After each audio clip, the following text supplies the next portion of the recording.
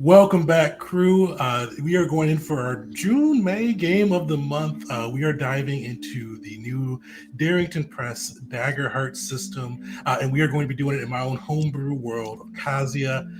This has been one we've covered the channel for quite a bit. I was just one of the players, Steve, actually just mentioned that we played this about nearly 3 years ago at Gen Con. So we got to see kind of go through the progression for it. And I've covered it a number of different times in videos. But this will actually be my first time behind the screen on this one, getting to try it out in the GMC. Before we get going, one thing to note too: we are, as always, we are doing a free PDF giveaway of the core rulebook utilizing Drive-Thru RPG. So throw Dagger into the chat, and my bot hopefully will be working. It is working already, and will catch you in there. DeHoss, it's got you in, so make sure to throw Daggerheart if you're in the chat, or Dagger into the chat if you're not in already. And at the end of the game, we'll be giving away a free PDF copy to a lucky viewer. Let's dive in. So this is the age of pandemonium. The world is at kind of a deep state of unrest. The Eternal Emperor lays in a coma. Giant kings have risen up and started wars against the people of Thessia. But the major piece, the undead, have arisen. A faction called the Arisen, filled with undead, both intelligent and not, have made themselves known, claiming the Isle of Ada, the wastelands of a once proud dwarven kingdom. This threat was initially discovered by the Gavels of Avsara, finding that the Arisen were utilizing a portal between Ada and Eteria to bring more people or capture villages and people and bring them into the Arisen, killing them but rising them again as a sapient undead. Distraught at this fact that the people of Eteria, that the people of the world are being plagued by the undead, the first flame of Nar gathered an army, gathered people from Eteria, dwarven mercenaries, patriots who wanted to take back the isle that had been tainted by the demons, and they built an impressive war force that they launched towards Ada in a bid to cleanse the island of the undead and right the wrong that has been done for millennia. And then we get your first question here. Were you guys how did this group know each other beforehand, or did you guys meet kind of as part of the invasion force? I personally feel like we all just separately signed up for this job and we met on the boat on the way here. That's what's in my heart. That's what would make sense for my character as well. Yeah, I agree with that. Perfect. So you guys met on the boat on the way here, and especially if you all joined up around Eteria, it is a long journey by sea. Definitely time to get to know each other and kind of start to form connections as you sailed the seas towards the undead. But eventually, you all did arrive to Ada. This wasteland of a once proud dwarven kingdom, ruins still standing a millennia after the island was abandoned's the wrong word, but was left abandoned after all of its inhabitants were destroyed in the battle between gods, demons, followers of life, death, and all mixed in a chaotic swirl, trying to stop a weapon from going off, ending up damaging the weapon and destroying the kingdom. You see these ruins ahead of you. You see kind of once proud dwarven mountains and structures laid low, gold tents still marring the sand, with much of the scenery covered in this almost gaudy level of gold that has been worn down by the ages of time. It all still towards the kind of the island. Was the kind of the initial assault? Where would you guys be kind of during the initial assault to take the island, the kind of the initial wave to claim a bastion of Port Ada, kind of a bastion against the undead? Where would your PCs be? How would you guys, especially if you've formed some camaraderie, you've had some weeks to get to know each other, how would you all have dealt with that? Would you have been in the vanguard? Would you have held back? Where would this group be there? I think I'd be part of the vanguard. Yaz would definitely be Vanguard. My character Fern would definitely be part of an early assault. I mean, I'm playing a Seraph, so I can fly, so that mobility would be advantageous in an early assault. 100%. Well, you all were leading in the vanguard, one of the first boats to dock upon the sands of Ada, confronted by legions of undead, fighting furious as they continuously tried to push back. Most of these mindless undead, but occasionally you'll see a few of the sapient arisen, those who still retain their thoughts or their humanity, if you'd phrase it that way, kind of leading the charge. But one of the things that you all noticed when you first kind of led the vanguard, you may have cleaved through a foe or used your magics to burn them, or any of the various skills you can bring to bear in combat. But one of the things you noticed was eventually the thing that you cleaved in half, maybe an arm starts moving. Some may sew themselves back together, but they stood back up. They rose once more and continued the fight. How did you guys react to that? Freaking out. That's very disheartening. I'll try blasting at it. So I would be slashing again. Double tap. As you guys blast, as you slash, kind of body parts lying up. Some of them still, you can still see their mouths or their limbs moving, even with the blows. One thing turns the tide of the battle. You see the first flame, Grishin, the champion of Nar, the kind of the scion of the god of fire, makes his way onto the battlefield, and you feel fire flow through your veins. And as your blows begin to land, you start to see the bodies burn and crumple around you.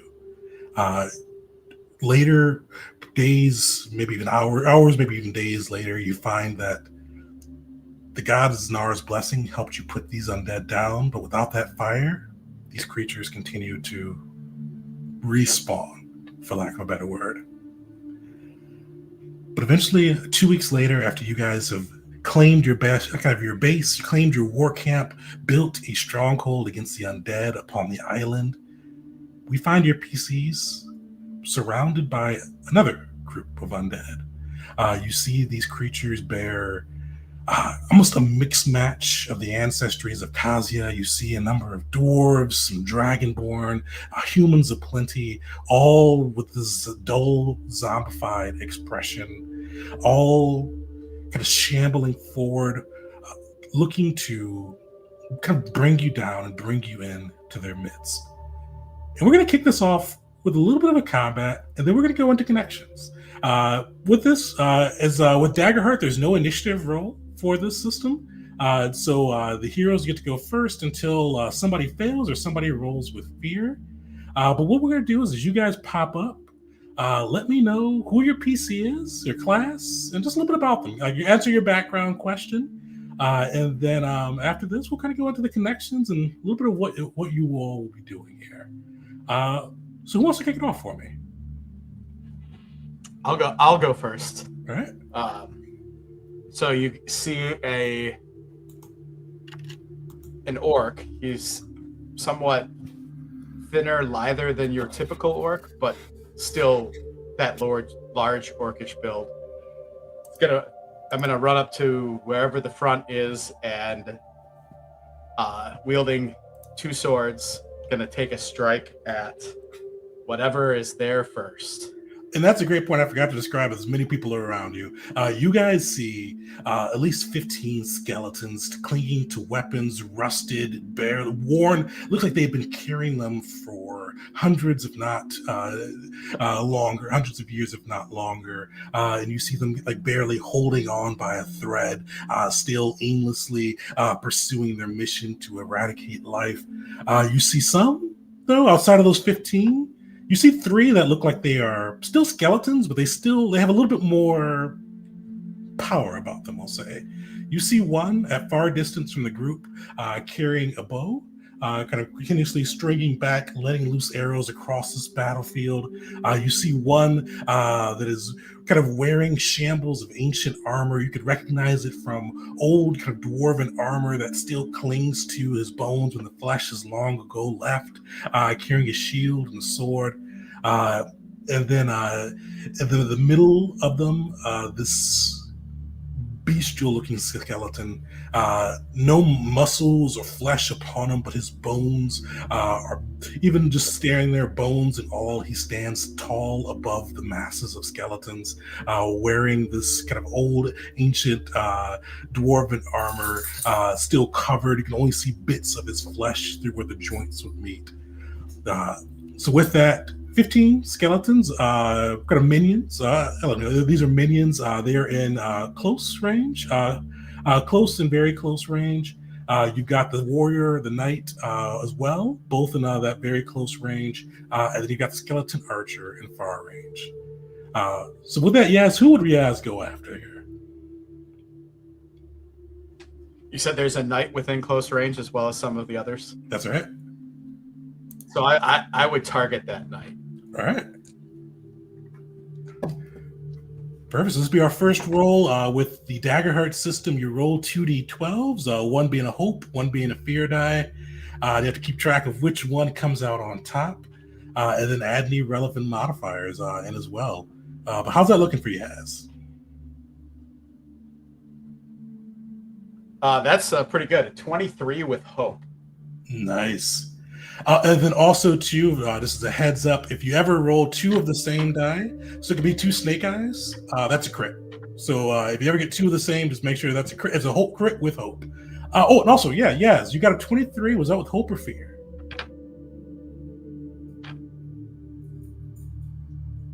That's with hope. Hope. Perfect.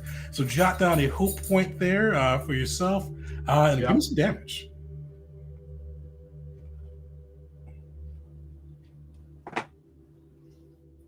That's going to be 8 damage. And then I would like to spend one of those hope to activate my whirlwind ability. So any other targets within very close range of me receive half the damage if that same 23 would hit them. Perfect. You are able to pretty much get kind of all of the skeleton minions into that mix. So that was what you said, 8 damage there. Yep. Perfect. So it'd be 4 to them, but 8 to the primary target. Sweet. You cut into the knight, still standing, but definitely you see part of his rib cage fall off. That definitely hurt him. And you see 2 of the minions kind of fall to the attack. And then what was Yaz's background question? So the background question that I answered was somebody defeated you in battle years ago and left you to die. Who was it, and how did they betray you? So I was a member of the. I'm not super familiar with your world, so I might mess this up a little bit. The Tua Or Tau.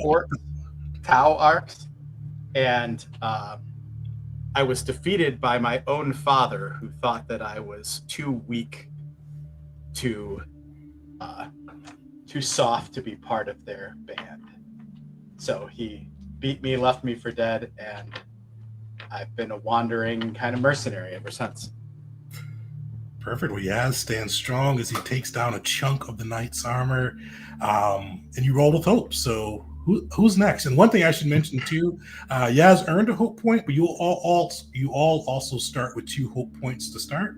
So just make sure you've got that noted. I also start with 5 fear points as well. So as you guys roll with hope and fear, you'll earn more hope, and I'll earn more fear. But who wants to go next? I have a question, actually.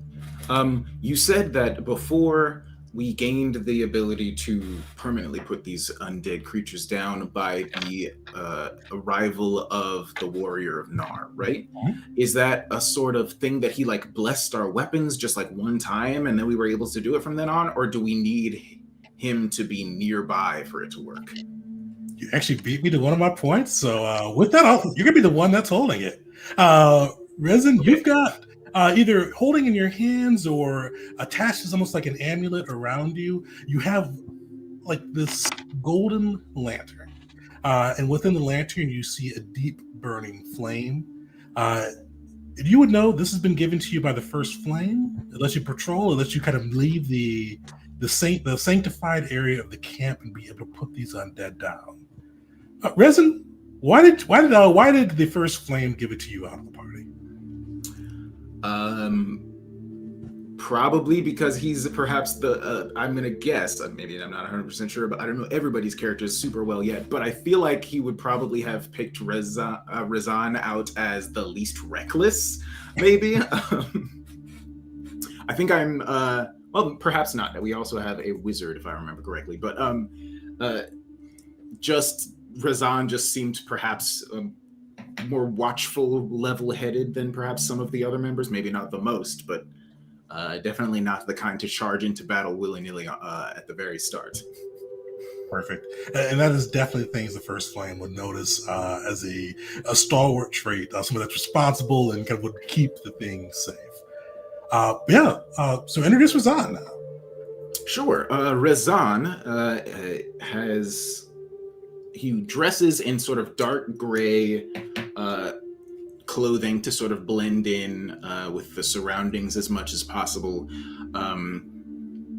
and try to help hopefully utilize darkness against his enemies. But Razan is a probably average height human with, I'm going to say, dark skin, short cut, black hair. He has like a goatee that sort of grows out of his chin and around his mouth, and he probably seems to have a somewhat sort of distracted look on his face a lot of the time. I've realized that I've without even trying to, I've made another character who's always hearing voices that nobody else can hear. That's your thing for Kazuya. Apparently so. I thought of this character actually before I thought of Will, so it's crazy. Anyway, and carrying with him probably strapped. I think the lantern would probably be like strapped to his waist, perhaps just because he needs both of his hands for his weapon. He has a crossbow, which he currently has aimed at the same knight that Yaz was targeting. Because I would like to start off with something. You know what? Actually, no. Let's start off with something simple, and we'll perhaps do more interesting stuff later. I just want to try to aim for that same knight that Yaz was trying to take down as well. Perfect. Give me an attack roll. Yeah. All right. So, firing my crossbow.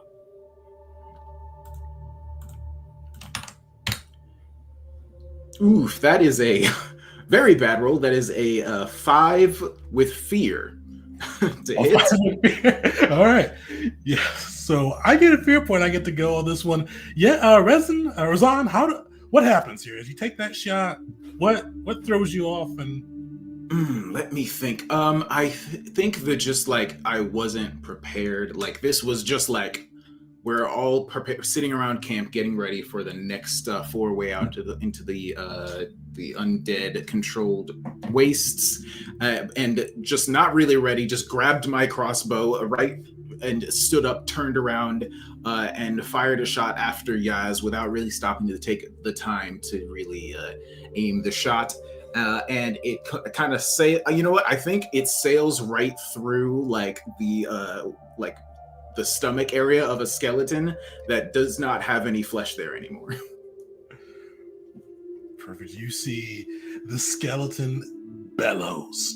You hear like no lungs at all, but it has this unearthly just howl as it looks at you. And since you rolled a fear, I gotta take a turn. You see that thing charge at you. Its weapon held high. It is gonna take a strike at you. At me.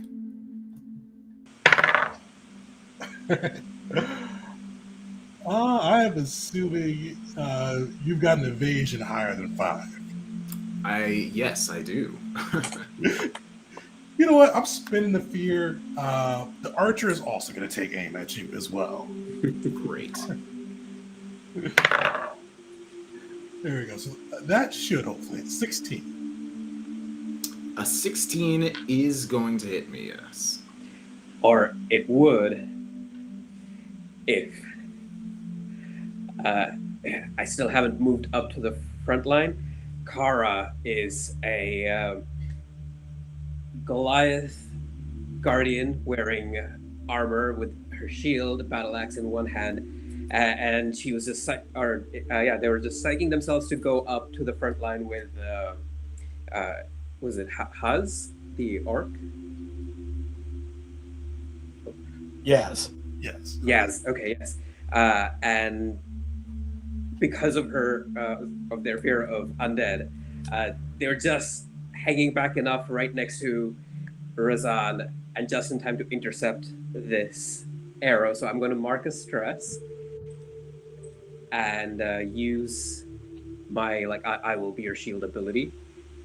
So I take all of the damage that Razan would have taken, and this is all also tied to my background question of who did I let down when I was young, and it was my best friend who I let go into a graveyard, and I was too scared to follow him, and then he died, killed by the undead. And ever since then, I've both hated and feared the undead.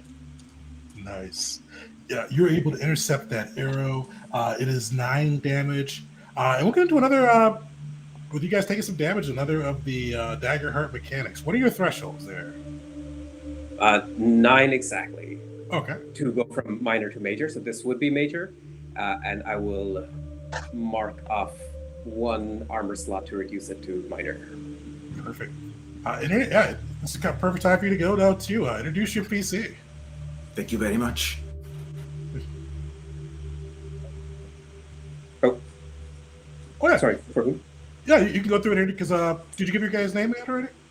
Oh, Kara. Their name is Kara, and they're a Goliath dressed in armor and with shield and battle axe. Perfect. And if anybody else wants to go, you can go too. All right, Thorn. He is an Infernus war mage. He is his bloodline is of the Ada nobles, so this is more of a personal mission than being paid as a mercenary. Nice. And he's holding a shield in one hand. He has a wand in the other. The wand itself looks like a torch, and he's dressed in chainmail.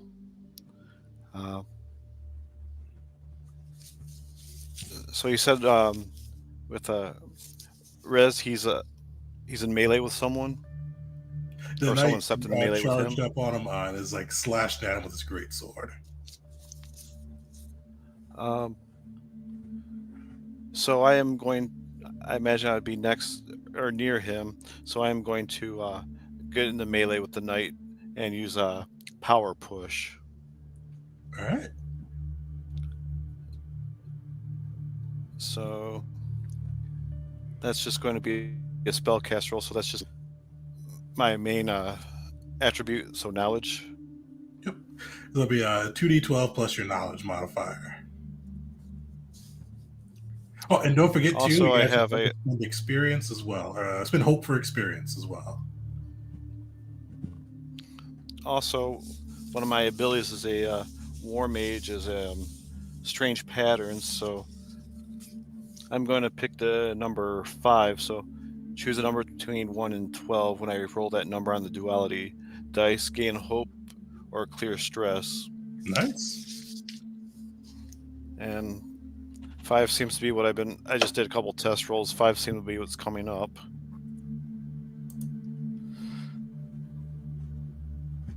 Perfect. How's that roll looking?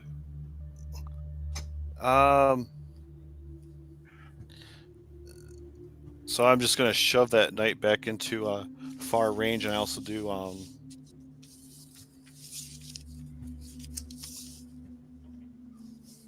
1d10 plus 2 damage. I'm also gonna use my racial ability to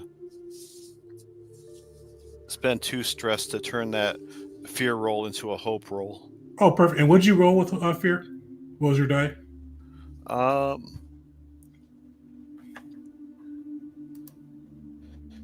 I rolled 9 hope, 10 fear. Okay, so 19 fear. All right. You said you're going to spend a racial ability to turn the hope to or fear to hope. So then with my attribute, yeah, that total is 21. But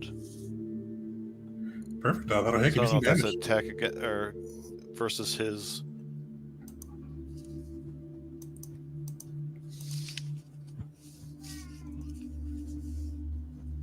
Perfect. How's the damage looking on that one? It's magic damage, but basically you just see him skidding on his back out of range. And Definitely. it's Did you say a the total of total for 9 that? damage. Okay. Perfect. Yeah, you see this knight is barely hanging on, its bones creaking and cracking as it stumbles. Its bruiser is near the end of its line. You change that to hope, so one of the other party members can go. That'll be Fern. Oh, and also, you wanted to ask? Did you want to ask about one of my background questions, or? Oh yeah, definitely go for it. So one of his questions is having a powerful rival. So his powerful rival is actually arisen since he is holding on some of his family's and bloodlines ancestral artifacts, and he thinks that if he can reclaim some of that, he can reverse the curse that was descended on him and his bloodline. Nice.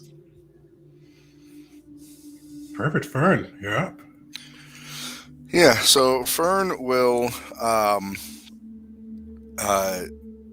Fern is a fairy, and in Daggerheart setting here, fairies are like insectoid people. They aren't like Disney fairies. So Fern is about 4 foot tall and has kind of in place of the chainmail armor that is on my stat block. I have kind of like a green carapace that's just part of my natural body, and I have kind of larger than normal human eyes, and I have a set of like dragonfly wings for wings on my back, and they kind of like light up when I fly a little bit of that fairy magic still. And so with that arrow kind of coming in and doing some damage to our Goliath friend there, Fern is just going to go ahead and take to the sky and just take the opportunity to try to get back to that archer before they have a chance to re-notch and shoot again. So just kind of flying over the top of the rest of the skeleton force there to get back to that archer. And I'm just going to attack it with my...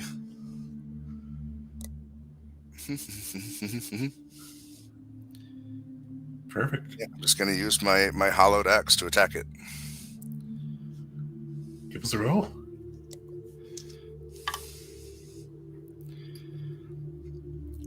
So that is a 12 with hope. Nice. And that was against the archer. That'll hit. Okay, and that wasn't even with my bonuses, so it was actually higher than that, 14.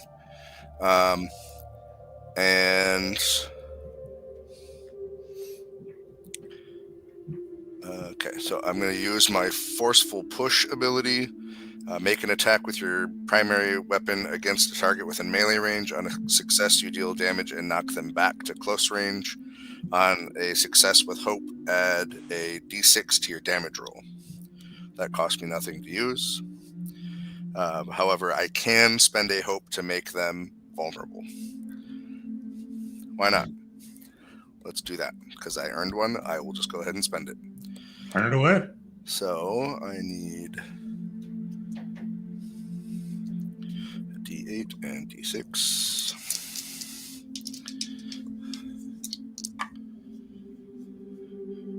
That is 9,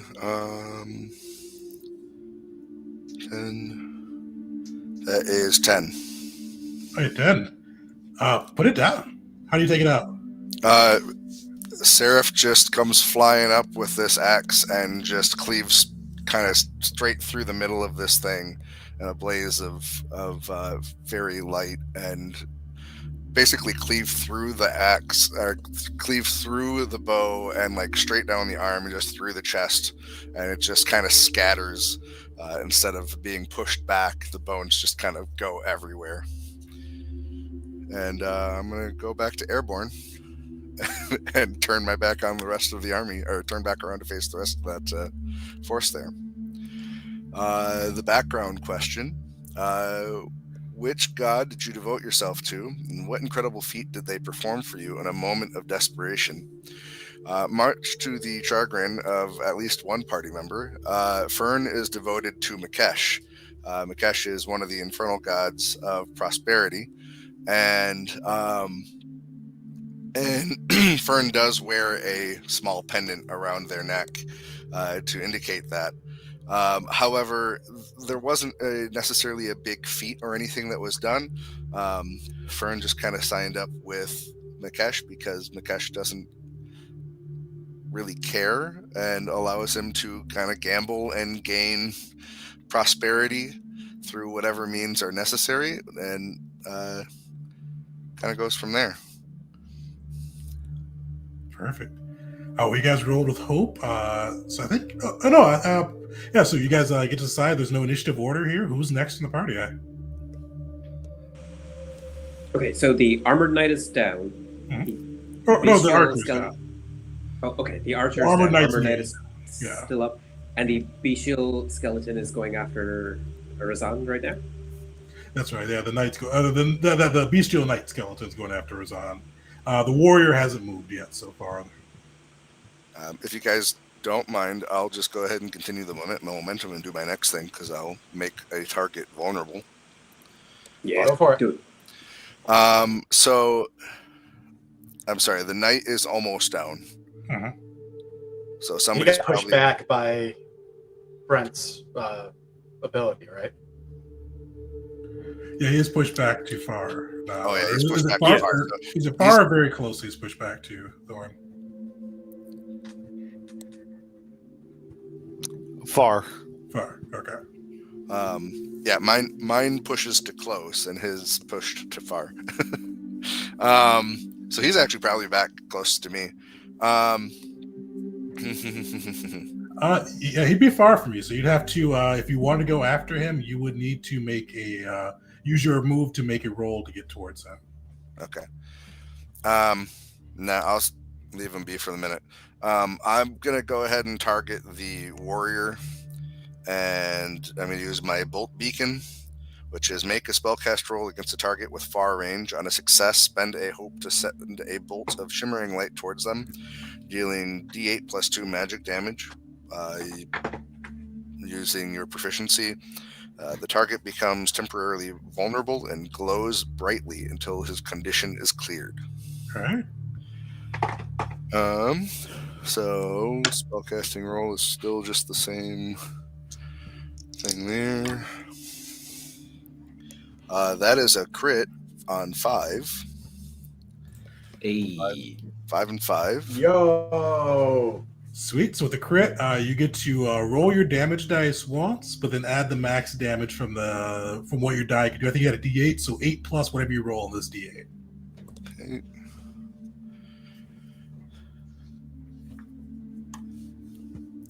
That is 7 plus 2 for the actual thing. And it says damage using your proficiency. So my proficiency for spellcasting is strength. So that's a plus 2. So is that another plus 2 on top of that? The 7 plus 2 plus 8, so that'd be what, 17? Yep, 17. Perfect. How do you bring this guy down? Wow. All right. Glad you guys let me do that. So I after smashing that archer and sending the bone scattering, I just kind of spin around in the air, kind of doing like a half turn, and I just throw my hand down at them like I'm throwing my axe, but I'm not actually throwing it, and a bolt kind of shoots out from the end of it. And hits the warrior in the back, and it kind of glows for a second before he just kind of and crumbles. Perfect. And then, I forgot to ask, was that with hope or fear? That was a crit. That was a 5. Oh, yeah, it's a crit. Yes, that's with hope automatically. Perfect. Kra, I think you were about to say something. And as you look around, you see the knight barely holding itself together. 12 of the zombies, or not the zombies, the skeletons with kind of ratty gear, still milling about, still pressing against. What is Kra doing? Okay, yeah, I will go up to where the skeletons are bunched up together, and swing around similarly to how Yaz did. Just try and swing it in a big arc, trying to get as many of them as possible, hoping to draw their attention towards me, but fearing that they might leave and slip past my defenses and go after my allies. Ooh, okay. That is 5 with fear. So, Ryan, we're in the same boat now. Great. So I don't think that hits any of them. No, it does not, unfortunately. You swing at these zombies, your blade getting stuck in their flesh, or they're stuck in their bones of these skeletons as you try to take chunks off of them, but they just still resolutely continue on. That gives me another fear and an action. Oh, skeleton's too far away. Oh, I'm going to have the zombies attack. So you see these zombies go through. There are 12 remaining. I think Fern is out of the way, but the remaining 4 of you, 3 will attack you apiece. With the minion rules, they roll once, compare them to your evasion, and see how that goes. Does anybody have an evasion of 10 or less? 8. 8. Fern. Mine's at 10. Perfect. So, Fern, you were safe from this one. Razan, it sounds like you were a little bit higher. You're higher than 10? Yeah, my evasion's 12. Nice. All right. And then, Yaz, I can remember, were you hit too? 12. 12. Oh, you're good. All right. So, yeah, each of you guys slashes in for 1 physical damage. For all of you, that should be just minor damage. So you take 1 HP. As this, or you could burn an armor point if you have it, and to remove. I'll burn an armor for that. All right. I'm gonna save my fear. Back to you all. I'm going to. So, how many are near us? Right now, all of the zombies are in melee or very close range to everybody but Fern. All right, I'm gonna. I would like to use. Go ahead. I'll use Wild Flame to target 3 of them. All right. So I'll do a spellcast roll against.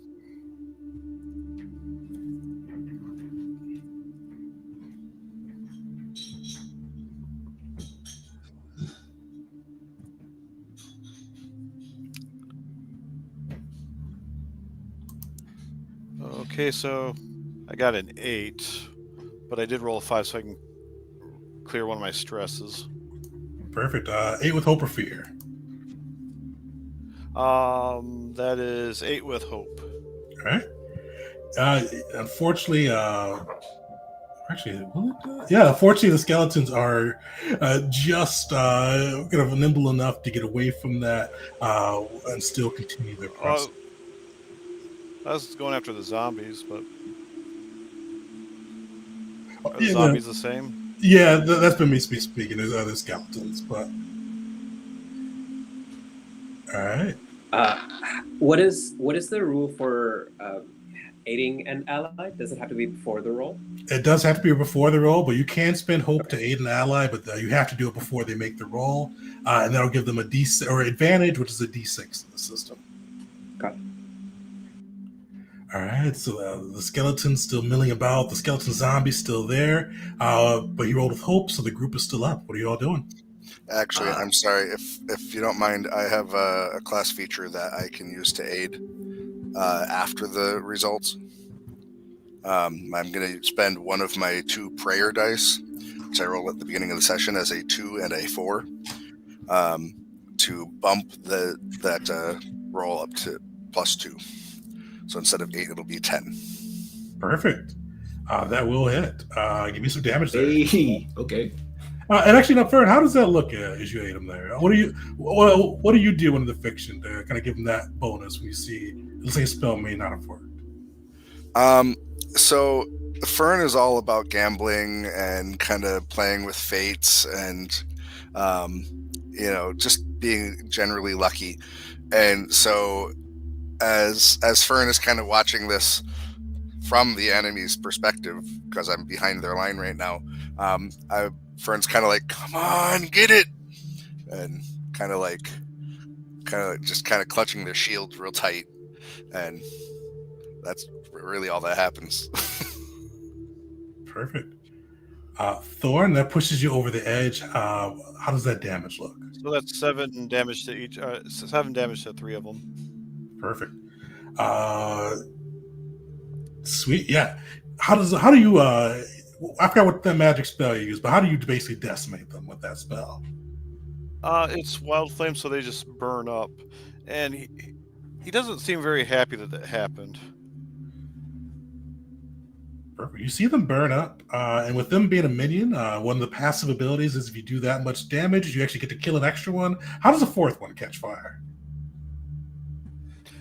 Well, since it just kind of spreads, so one burns up, the flame just kind of chains to the next, so it's just kind of a chain of 4. Perfect. You only see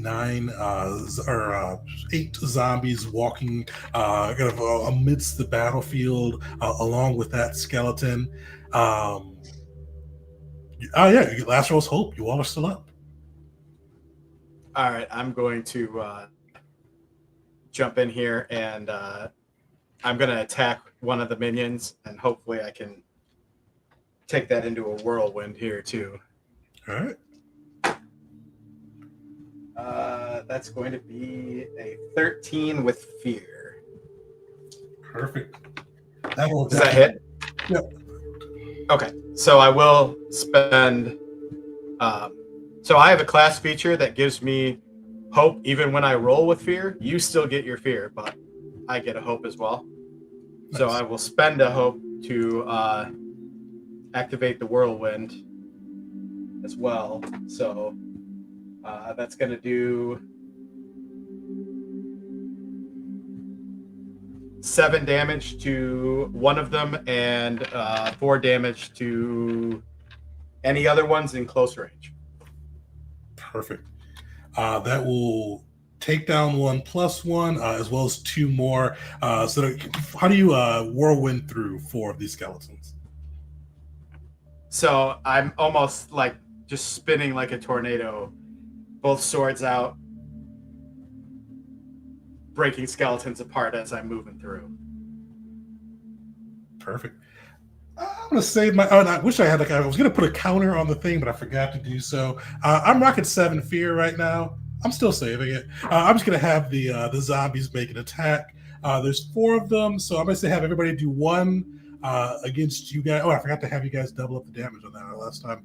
But I'm gonna have everybody do 1 against each of you all with that, except for Fern. Does anybody have a 6 evasion or lower? No, I think everyone's safe from that one. Perfect. You see the pitiful remains of the skeleton horde trying to slash into you, but luckily your guys' armor, your skills, your protection keeps you out of them. Back to you all. I'm saving my fear. Let's wrap this one up. How are you guys going to finish it? What are you doing with all that fear?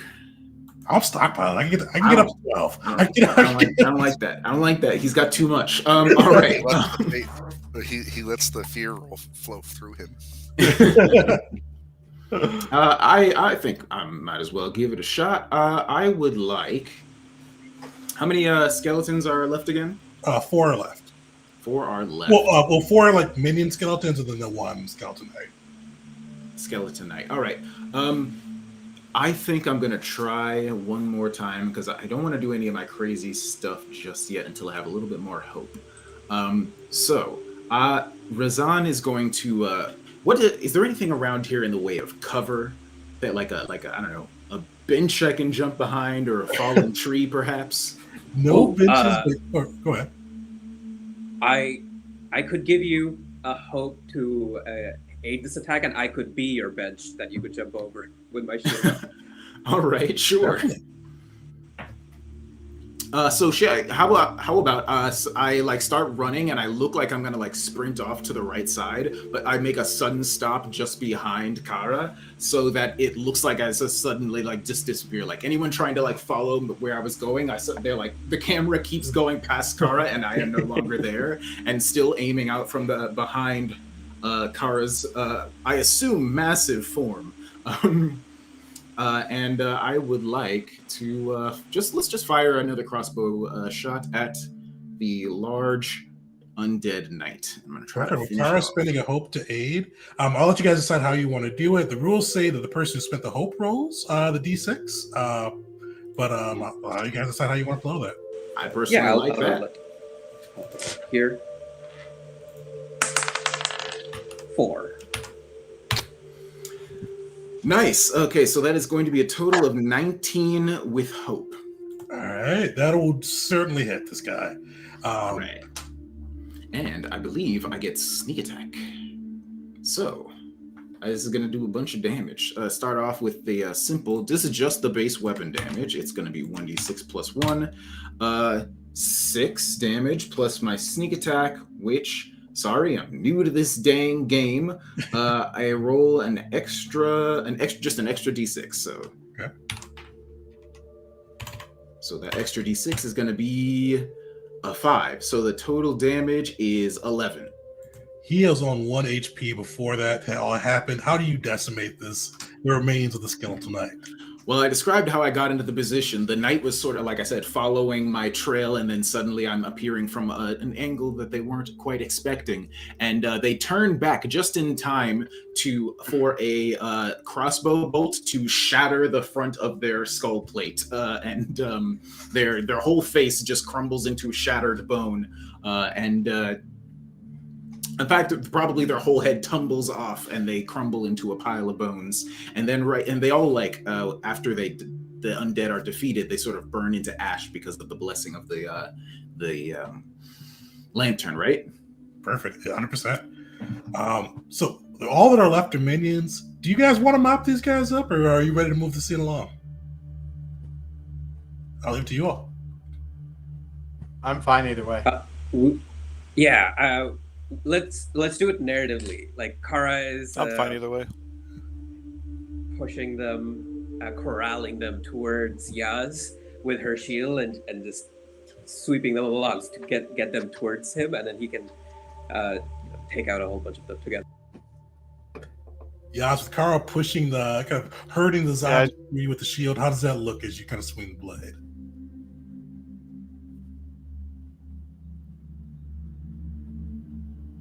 Did we lose Yaz?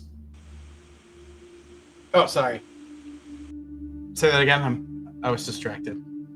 I said Sakara is using her shield to kind of herd the skeletons towards you, kind of like pushing them closer to your blade. How do you take a swipe and take out some of them? Well, as they're being herded, I'm just gonna like take both swords and see if I can mow them down. Perfect. You easily mow down a herd of them, knocking 2 of their heads off with a single swipe. Thorn, it sounded like you had something you wanted to add in there too. Yeah, I was gonna power push one into the crowd, kind of do like a bowling ball into bowling pins, kind of. move. Nice. Nice. You're able to easily push that one in there, kind of sending him into the slaughter there. And there's one left in case anybody has anything they want to add in the scene. Fern will, see the one that hasn't been decimated yet, and will kind of fly up from behind and just gonna shrink and just knock its head off. Maybe somebody can catch it.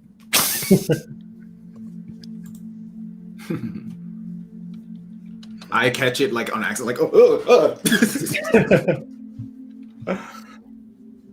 Perfect. You all see the battlefield cleared. This just surrounded by the unearthly quiet of the wastelands of Ada. With that kind of out of the way, and seeing a little bit more of each of the characters' personalities, we're going to go through our connection questions too, to kind of see what connections this group has had in their kind of with their journey to this undead wasteland and being part of the militia to take it back. With that, I'm going to go in the order of my screen for the connection questions. Razan, what were one of your connection questions? And we'll just do one connection question apiece for Sure. Let me pull up my list again real quick of connection questions. And you're a rogue, right? I am, in fact, a rogue. So you've got 3 you could choose from. What did I recently convince you to do that got us both in trouble? What have I discovered about your past that I hold a secret from the others? And who do you know from my past and how they influenced your feelings about me? I think, first of all, I don't think I ever mentioned my go through it. Razan is able to speak with the incorporeal undead spirits, like ghosts. He sees ghosts basically, and they often ask him to help them pass on. So he that is his sort of profession, and oftentimes he has to go places he's not supposed to do that. Most notably, he got kicked out of his hometown because when the mayor died, his unfinished business was to steal a brooch from his widow and give it to his secret lover. So he Razan got caught doing that, and that got him exiled from the community. So he's been sort of traveling ever since then. But I think I'm going to choose the last connection question. Who do you know from my past, and how have they influenced your feelings about me? And I'm going to choose... Hold on. Yes. Who do you know from my past, and how have they influenced your feelings about me? Wow. Who do I know from your past? I have a slight suggestion, and I don't know if that is considered uncouth. No, go for it. What if perhaps I helped one of your relatives pass on before? Like one of your dead relatives.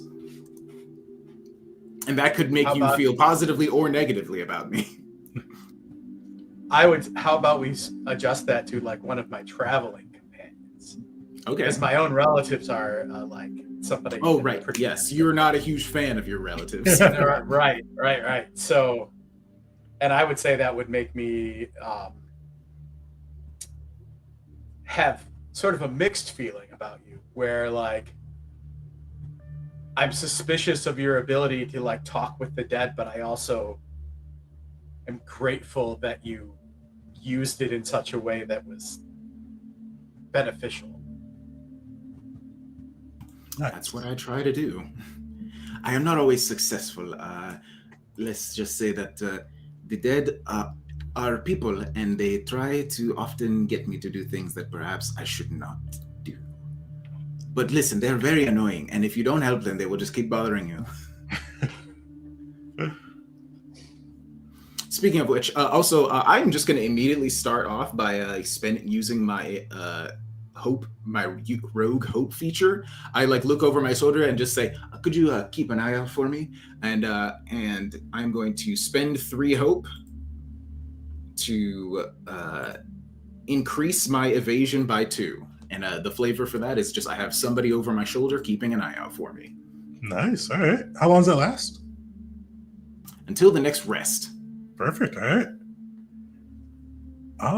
Yes, we'll pick on you next. You're a warrior, right?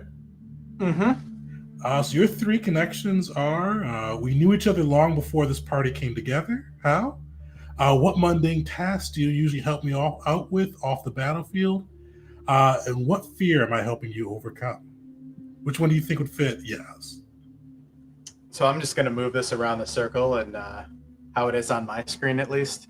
And so, Fern, what fear am I helping you overcome? So, Fern lives a pretty loose life.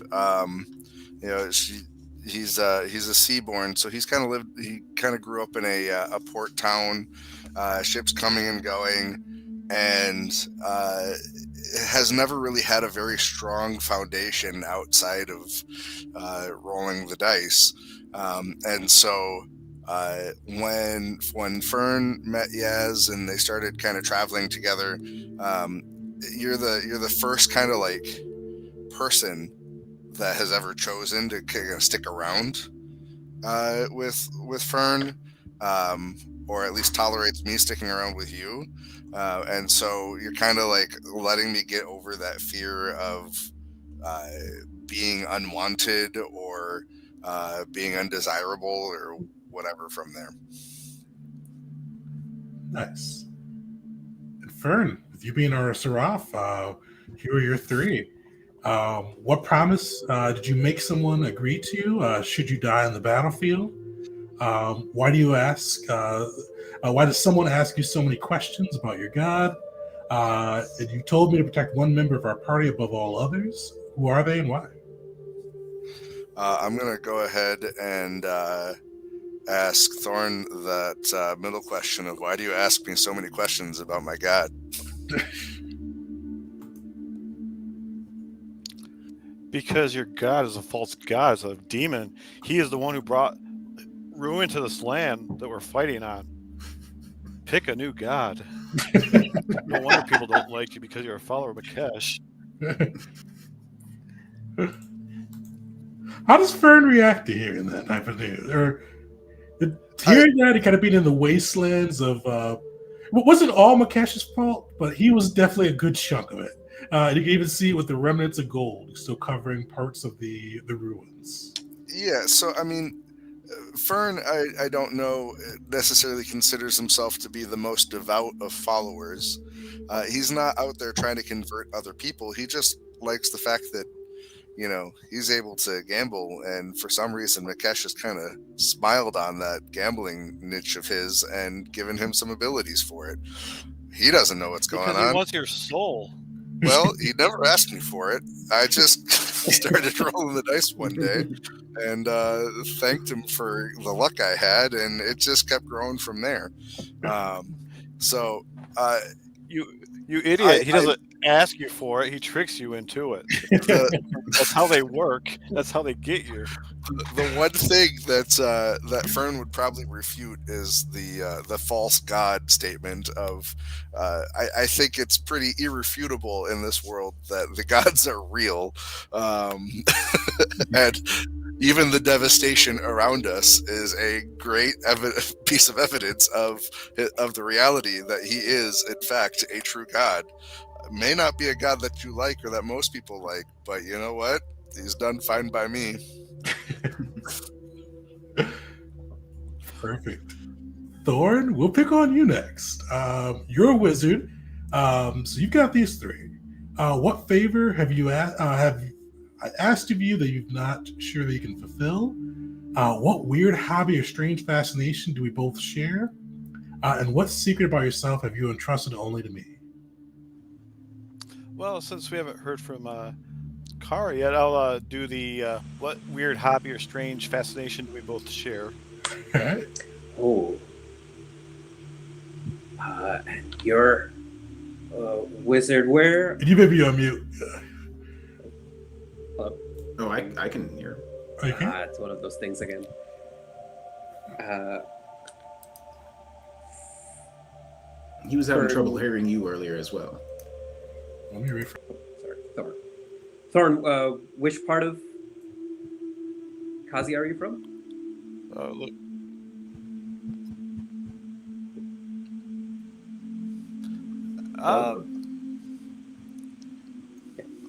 I claim I'm from Ada since, I mean, I've traveled around since no one really lives in Ada, but this is my homeland. I'm trying to reclaim it. Okay. How about a fascination with the constellations, the stars? We're both at night, like looking All up right. the night sky. Is that something that I mean, will that work? is my yeah, that is my I'm underborn, so I do prefer the dark. I'm fascinated to see the sky too. Yeah. So that Plus, would one be of my it. experiences is ciphering, so I know a lot of puzzles and tomes refer to constellations. So it's part of, I kind of look at it as a deciphering tool when reading text. So as we were traveling, there was a couple of nights when we both just like caught each other, star maps in hand, and looking up at the sky, and then maybe the first couple of times Kara closed it and just walked away. But then by the time we've landed, they've struck up a conversation and tried to understand where Thorn's fascination comes from. But they realize that their own interest is much more about, how pretty these patterns are, whereas Thorn is more about, look at these exact the calculations we can make from the sky. Perfect. And Kara, our guardian. So your questions here are: how did you save someone the first time you ever met? Which that kind of fits with this situation. What small gift did you give someone that you notice, or what small gift did someone give you that you notice you always carry with you? And what lie has someone told you about yourself that you absolutely believe? So I think we come back to Razan. Razan, what lie have you told me about yourself that I absolutely believe? Oh man, I was afraid of this one. What lie have I told you about myself that you absolutely believe? I think that Razan sort of paints himself as a very sort of noble, sort of like, oh yes, I'm doing good works here. I'm saving the souls of the lost and the undead. So he sort of paints himself as like a sort of hero to those who can't help themselves and all that kind of stuff. But a lot of the time, what that actually ends up meaning is he's like breaking into people's houses and stealing things from people and general skullduggery. But I think Razan sort of like keeps that part to himself for the most part. So I think it's just a lot about like how noble and heroic his own exploits have been in the past. Oh, perfect. That plus the lantern is good reason why I keep jumping in front of you, that I have to protect this noble hero. Perfect. Well, as you all look around the battlefield, a kind of satisfying glow as you've taken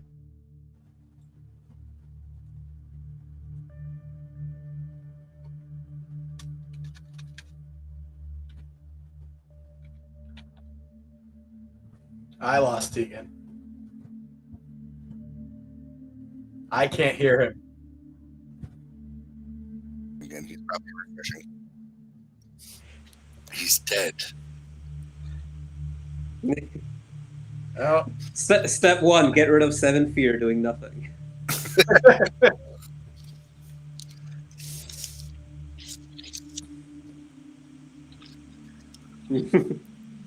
Sorry, I'm not sure where to get off at.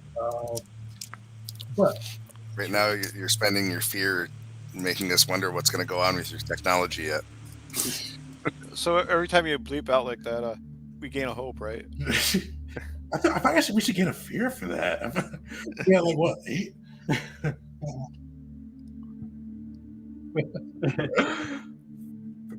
Oh, actually, it's not on camera. I got a little dice tower right now. I'm using to represent the fear. We're sitting at 7. But as you guys look around the battlefield, kind of that pride as you took down another of these units of undead, you get a flashback to a couple days earlier, back to the war camp, back to the bastion that the first flame is set up against the undead. This bulkhead upon the beaches of Ada that the living have chosen as their safe haven. You see this almost ethereal dome of sparks surrounding the camp itself. Almost you see it kind of like move in and out, almost as if it's a breath, almost as if it's a flickering flame. And you see the camp itself within this kind of aerial or this dome of sparks and flame and energy. Uh, I'm asking you, how do you guys think the camp is looking right now? Is the camp neat and orderly? Is the camp dismayed? Is the camp soldierly and organized? How is the camp looking? And this is about a week and a half after the beach was claimed. How's everything looking? How would you guys describe that? I mean, after a week, I imagine it'd be in.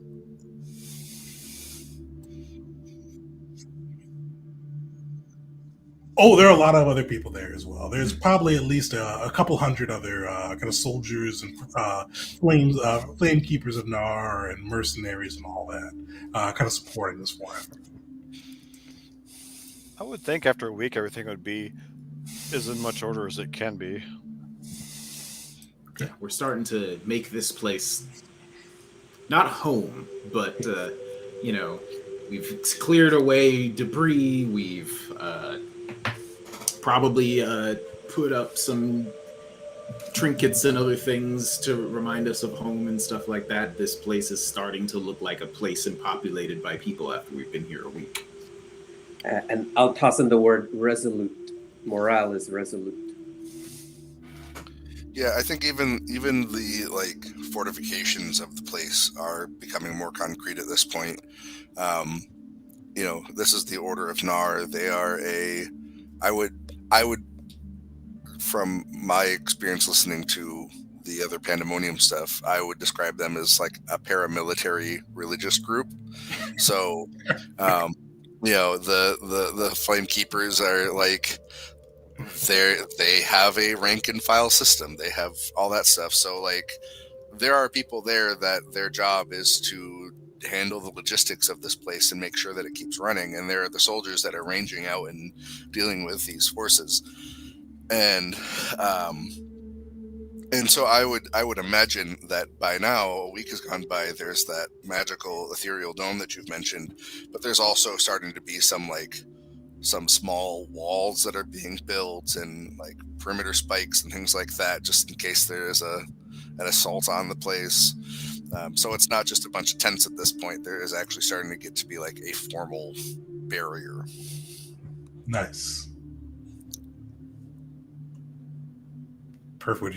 This is a few days before the fight. We saw as you guys kind of maneuver around the war camp. You've been summoned by the First Flame himself, and you go through kind of to this lead tent in the almost precise center of the war camp.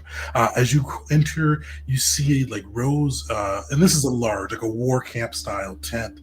You go in, it's like you see rows and rows of like both like little goblets with flame emitting from them. You see a huge fire in the center of the room, and these goblets kind of line the edges of it. And then next to this flame in the center, you see Grishen. And as you enter, the heat is just near the point of it's past uncomfortable. It's still at the point where it's bearable, but it's definitely one for those in armor. You may be sweating and just kind of feeling the fires licking at you. But you see this man in red and gold armor, human, broad stature. Typically, in the journey there when he recruited you all, you see he was stood tall, resolute, and you still see that resolute gaze in his eyes. But you see a bit of weariness. And you see too, and one of the things one of the observant of you may have noticed is that when he breathes in, you see that kind of the barrier outside expand. When he breathes out, it shrinks. You see this, and you all would know from your time this barrier, this kind of bulkhead against the undead is his doing. This is his blood, sweat, and tears keeping it going. How do you guys enter? Or what do you all say as you enter? Set the scene.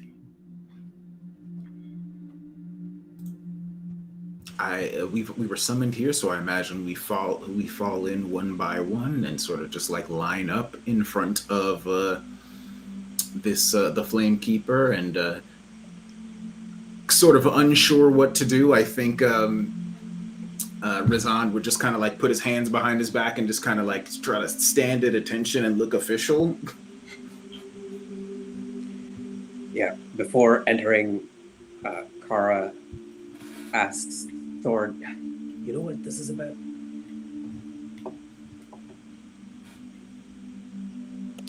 Probably about our next assignment.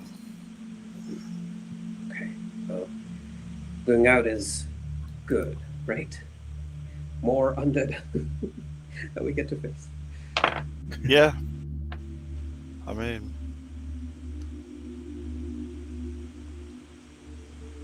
we haven't done anything to displease them, so. Yeah. I mean, Yes. Yeah.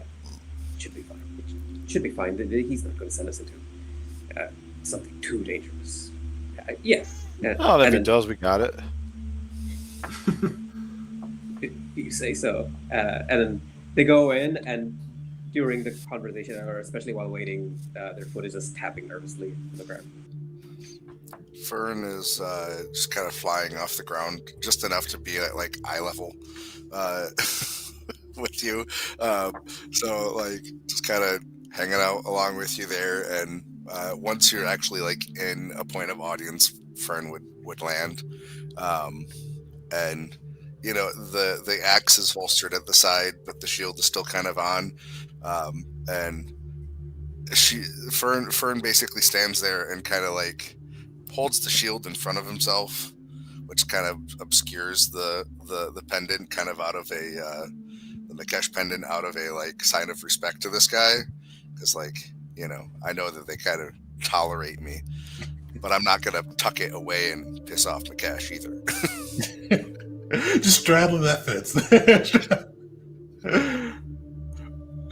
Perfect. As you all make your way within, you do see the first flame Grishin. Can I give you almost like a nod of respect as he kind of stands to his feet, armor clanking as he rises to his full height, and he kind of looks at each of you in turn. And Razan, you see, especially you standing at kind of parade military attention, he gives you like a deeper nod of respect as he goes through, meeting the group's eyes, and he goes, "You all have afforded yourselves well, both of the battle to take this bulkhead, as well as the patrols and necessary defense and preparations. I have another task for you if you're willing. We know far too little about these undead abominations. I need a group that is willing to go away from the protection of Na's fire, away from the protection of the war camp. One that is willing to hunt down one of these arisen and learn what they can about what these creatures want and their defensive positions, as well as where they are all encamped. So far, my scouts have not been able to find the central hub for the undead, and I'm hoping you can do that for us. What say you?" Has your scouts returned? Some have, most haven't. The ones that have only really seen the mindless undead. We haven't seen much of the sapient, the Arisian undead since the initial battle. I worry that the ones who have encountered them are the ones that have not returned. So are we also doing a rescue mission? You see he pauses for a moment, And he goes, Barnard's Flame, if you can safely rescue them and bring back the intelligence, yes. But sadly, at this moment, the information is worth more than their lives. Clearly looking nervous, Razan gives a sort of. How many are not accounted for? So we'll get that. Razan, what were you saying? I was just gonna have him give a salute, but like he does it wrong. Clearly, like he is not in any sort of military organization. He does like the incorrect salute. He's like, "You have us at your command, sir." He's still like the one standing at military attention, just seeming. And have you told the First Flame kind of your stories about the same ones you've told Kra about kind of your heroics and feats you've accomplished before? I think I'm not important enough to have even spoken to this guy before, but if I was given the opportunity, yes, I think I would have. In fact, I would have probably tried to sort of get him on the side of like, the undead are not all evil. Some of them are on our side. I have the spirits with me at all times, and they aid me in battle. You see, and he would go into like some boring story about how the spirits have aided him in battle before. He politely listens to the undead piece, but he's kind of he paid attention very well to kind of your stories of heroics.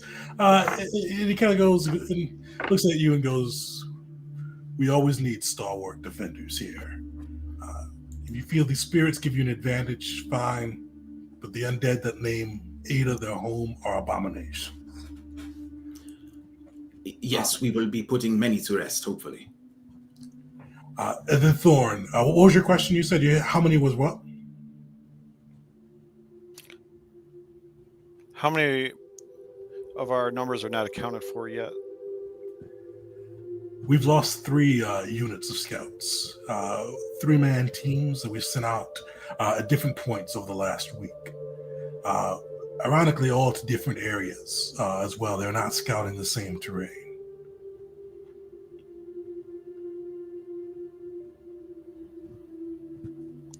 All right, you cut out during some of that. So 3-man teams. 3-man teams, but different areas.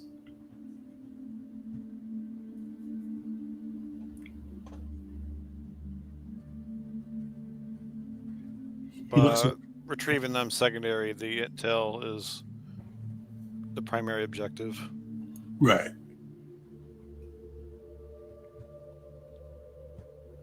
Perfect. He looks around at you all and goes, as I said, you all afforded yourselves well during the battle to take this place, to claim our bastion against the undead. Now we need to find a way to deal a decisive blow. We need to find their camp. We need to learn more about who these Arisen are. We need intelligence, and hopefully with the information we can find a weapon to bring them down. Do you have any questions of me before you begin your noble task? When can we start? That is the spirit. You can begin right away. This is the utmost importance. You can see him sigh, like look, not of a shame, but definitely kind of a wistfulness look comes through. And you see it goes, the gods be good. I would be going with you as well. But unfortunately, I need to be here to maintain the barrier. But you lot, you'll be the spear. You'll be the tip that uncovers the weakness that can win us the day. All right. I do have dismissed. I do have one more question. What exactly are we looking for again? First mission, to find one of the Arisen. Take one of them without killing them or re-killing them, and get any information you can from them. If their information leads to something valuable, follow the lead until you cannot any further. All right. Good to know. Looking at Yaz and Kara, well, at least they don't need limbs to be able to give information.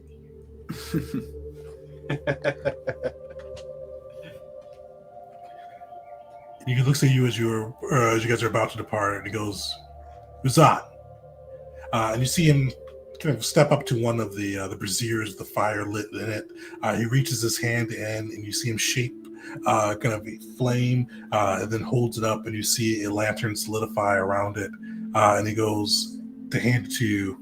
And it says, "While you have this with you, while the flame still burns bright, you will have Nara's blessing. You will have the ability to permanently end these abominations. When it burns out, unfortunately, Nara's grace has left you." All right. He like holds up the lantern in front of himself. How long do you think this is going to last? Same question. He smiles and goes, "At least 4 days. Hopefully 4 more. days. Less. That's longer than I thought we had. The more you kill." All right. Sorry. Very well, sir. We will be on our way. As I leave, I do the proper salute.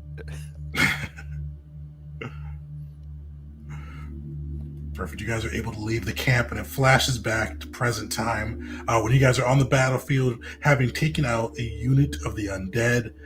You all have been surviving the last few days in the wastelands of Ada, hunting for one of the Arisen.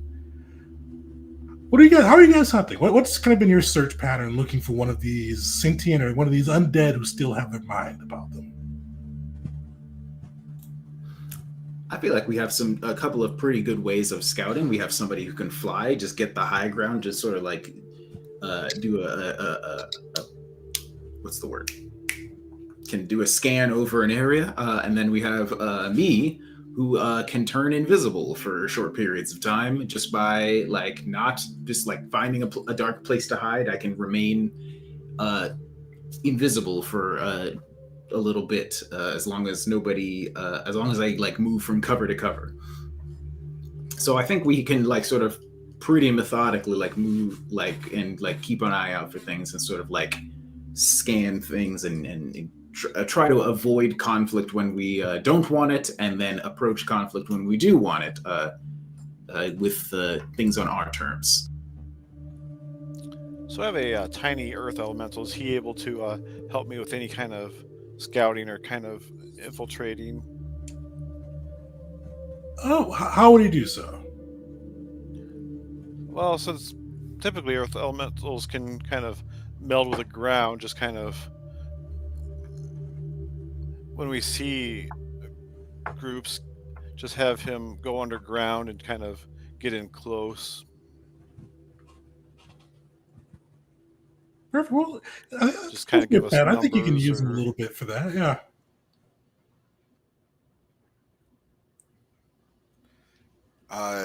Fern, in addition to doing those kind of, flying up high and soaring around, trying to circle the area, see if we can find any lead, pretty much any time he comes back with nothing, would like pull out the small satchel of dice from his hip and roll the dice and see what the dice are telling him. I'd be like, I don't know, guys. I think we should go this way. When he does that, I purposely go against that advice. I don't trust anything to do with Mikesh. Perfect. Well, you guys are fresh off. And you are a fool for doing such yourself. Yeah, You to each guys are their own. fresh off the battlefield. Your strategy of kind of scouting them out from the air found you this packet of undead. Are you guys continuing the hunt today, or what? What's the group doing next to try to find, hopefully, one of they're smart undead? What is? How long is a short rest in this game? Oh, let me see. I see the mechanics for it, and I see that if we do it, you gain 1d4 fear and we can clear off some stuff. But I'm not sure if they specify a time. About an hour. It says about an hour. Okay, cool. So, do we want to take a little bit of time to just patch things up? I'm good either way. I mean, If you need to, sure. I can keep watch. still have plenty of stress. So if you want to do that, we can. But also, if we want to continue on to not allow the DM to have more fear. The nice thing with the short rest is you all get 2 downtime activities you can do during the short rest if you decide to take one. You can tend to wounds, which get a 1d4 plus 1 for your HP. Clear stress, same calculation. You can repair armor, 1d4 as well. Or you can prepare to gain a hope, but if you prepare with somebody else, you each gain 2 hope. So I'll leave that up to you guys if you want to take that rest or what you want to do there. I vote yes. I'm all right with it, sure. I have not lost anything, but that is because it was taken on by somebody else. So if that person needs to take a moment to... It would be rather selfish to say no. Yeah. What do you mean? I'm fine. Let's keep going. Well, if that's what we're doing, I'll clear stress and prepare hope. If anyone else wants to prepare, so we gain 2. Yeah, I'll do the same. I'll clear out the armor, and then I don't know if we want to look up at the stars to gain some hope back, but I'll prepare with the group. I will prepare with somebody to gain 2 hope. Yeah, I might just prepare twice because I haven't lost any resources or anything else yet. So, Is there anybody who has resources that need to be repaired, like that wasn't able to repair them themselves? that's true. Because I I think have can do 1 it for armor someone else. that needs restored, but I have 4 left. So I'll restore his armor then. All right. But if you need to do something else, that's fine too. I'm clean. So if I'm How's, getting 2 hope and I can restore your armor, we're good. How is Kara for health? 1 HP, 1 stress, and I'll hang on to those. I want to see if they die by the end of this one shot. So I do want to push the stress meter a bit. She likes Okay. Carl Yeah. likes the pain. Yeah, maybe slightly inspired by Konosuba, but we'll see. I mean, some of you might be a little bit more infernal than you're letting on. I mean, that's how I would play the Guardian too. So I get you. But I have cleared the Well, armor, the so burn has nothing to do but we're prepare. All right. So how about we prepare by like I am also I perhaps am less put off by your god than Thorn is, but I am very curious, like what your god has to say about like what you are doing here and his involvement in all of this. So I probably would just like chat for a little bit, like sort of. What's Makesh think about all of this? Like, is he proud of this? Is it was it a mistake? Like, what's the deal with all of this? We spend a little bit of time chatting about that, I think. Right. And a lot of it is Fern just going, look, man, I don't want to speak for Makesh, and I'm not really one on the Gospels, so I honestly just don't think he cares that I'm here. I don't know how he feels about what happened here at Ada. I know he likes to stick his fingers in and mess with things, but it's got nothing on me. You know what? That's a good point. I shouldn't have assumed you would just know what your god's inner machinations, I suppose. Not really. Well, you know, a more devout follower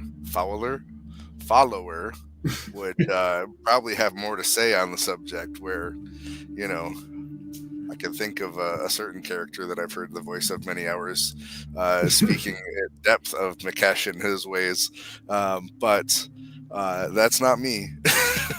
All right. So I'm going to ask you guys a couple of questions because I rolled a 4, so I get 4 fear dice. Great. So I'm going to ask Well, you guys, shit. for each pairing of you guys, what's bad omen that happened? So Fern and Razan, you guys are talking about Mikesh. What's a bad omen that happened while you guys were having your conversation? So I mean, as far as like I said, Fern rolls the dice a lot. I literally have a polyhedral set of dice in character. Okay, so I'm just like kind of sitting there, like rolling the dice, kind of trying to decipher what I think might be happening based on what the dice are doing, or sometimes I'm just rolling them idly. And so I have all 7 of the random dice in my hands, and I roll them, and all of them land on ones.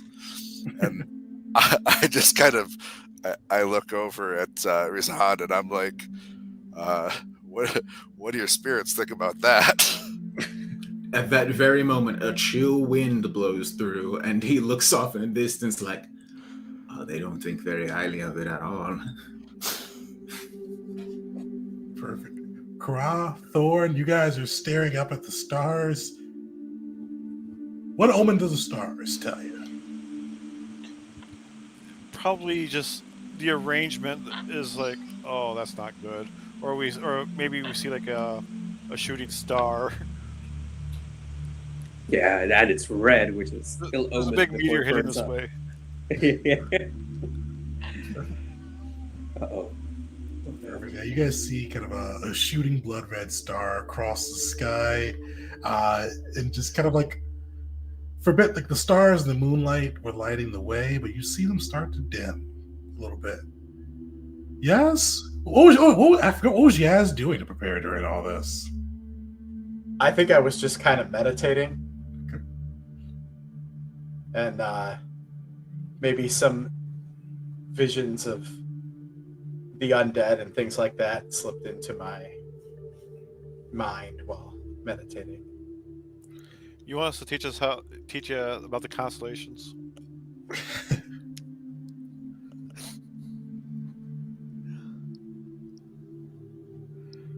So, yeah. Perfect. Well, with that, you all, as you patch up, as you prepare, as you kind of bolster your own resolve and hope to kind of getting into the second leg and hopefully finding one of these arisen to get the information out of, we're going to take a quick break. We're going to come back 8:51, dive into the second half of this. Any viewers, if you haven't yet, throw Dagger into the chat. We've got 13 entries in, so still pretty good odds for throwing your name in there and getting a chance to bring Daggerheart home for you and your crew. So we'll see you guys all in about 5 minutes.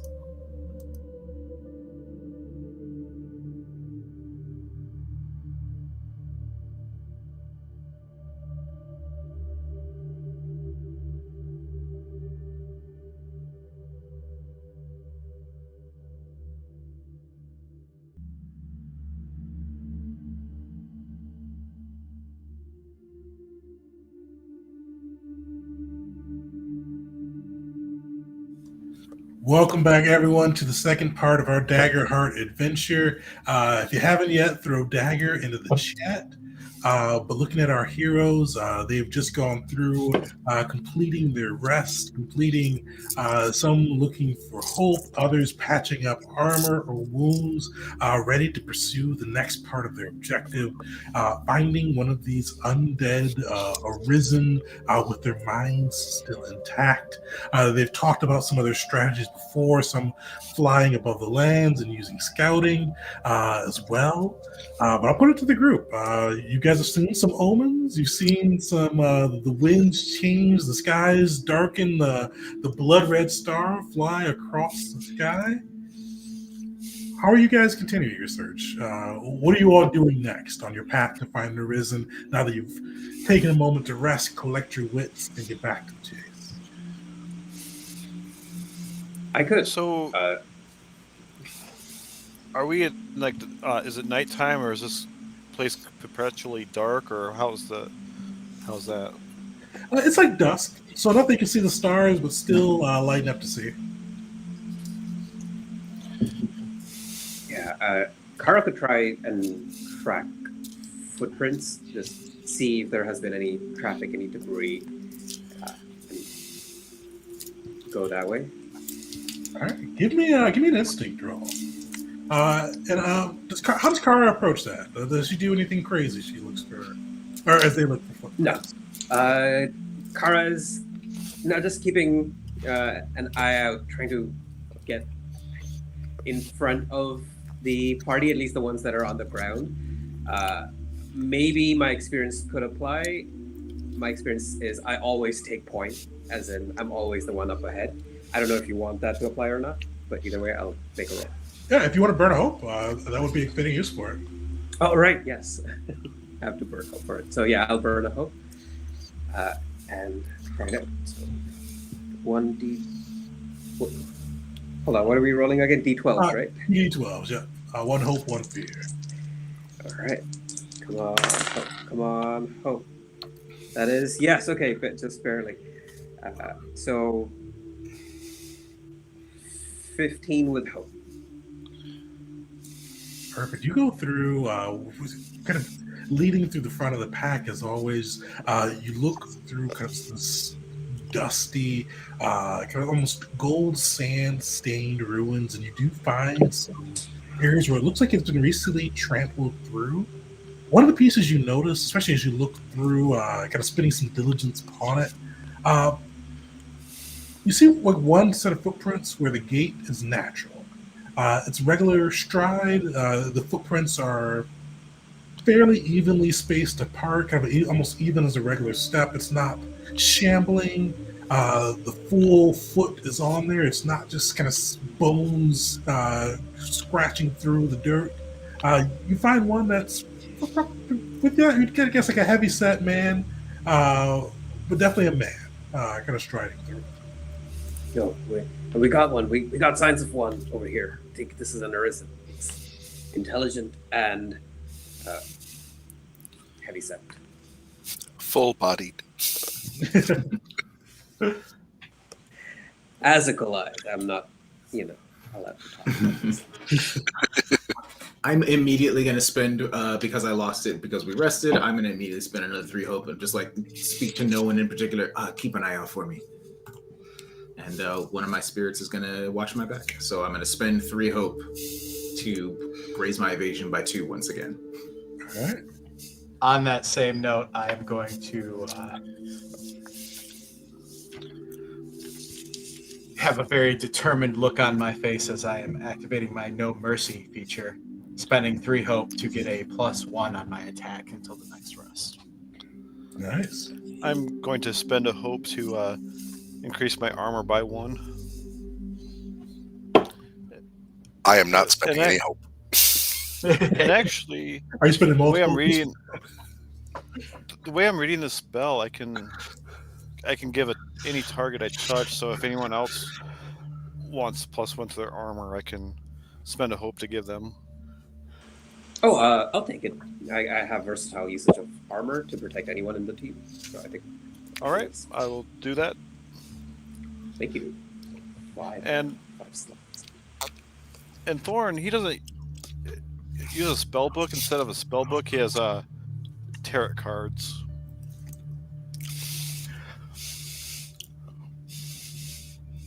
Perfect. Well, I'm gonna spend 2 fear. You all kind of go through as Kra finds the set of footprints. 2 things happen almost in tandem, so close together that despite the kind of your instincts, your knowledge, your experience telling you it can't be related, it almost has to be. It's so innately timed that it just has to be more than coincidence. You feel the ground begin to rumble. You feel the earth shift, not enough to be kind of a full quake. But one of the things you notice is that the kind of in the horizon, kind of behind where you guys had come from, closer to the camp, But heading towards your direction, you see the dust begin to collect, begin to swirl. And you start to see the golden flecks of the dust begin to gather. And you see it begin to almost initially kind of slowly swirl, but it speeds faster and faster. And you see the golden become more and more apparent underneath the remaining specks of sun and star lighting it through. And eventually you see it just coalesce almost into a spinning whirlwind that is kind of moving its path across the wastelands almost in a haphazard, chaotic orientation.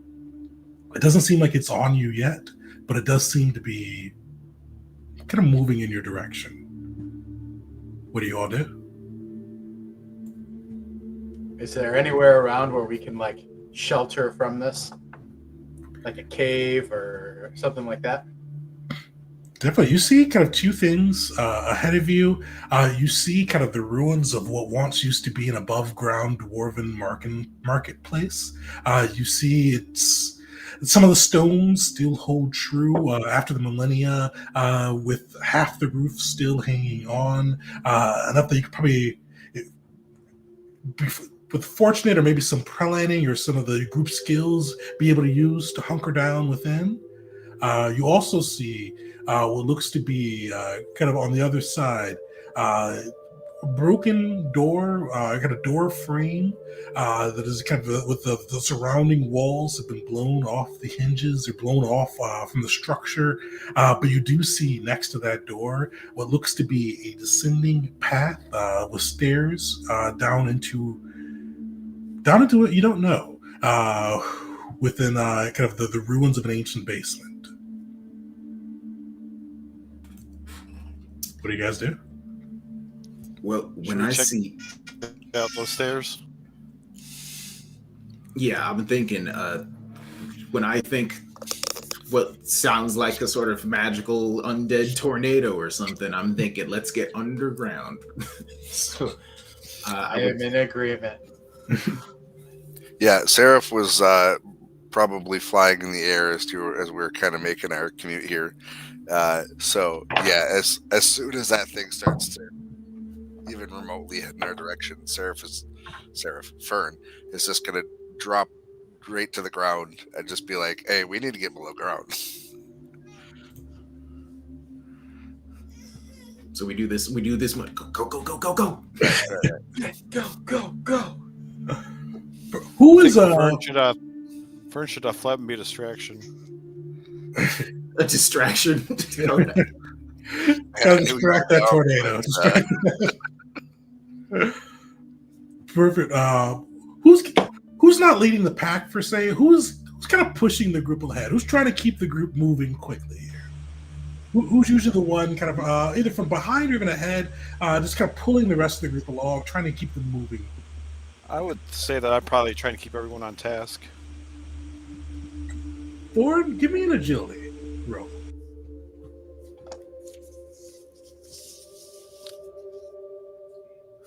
Okay.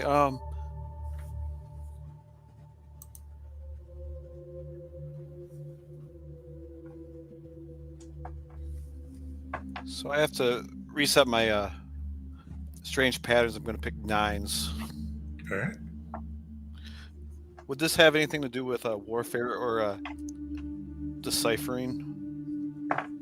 Oh, with the experiences, you get to make a case for it. So, what's your case? I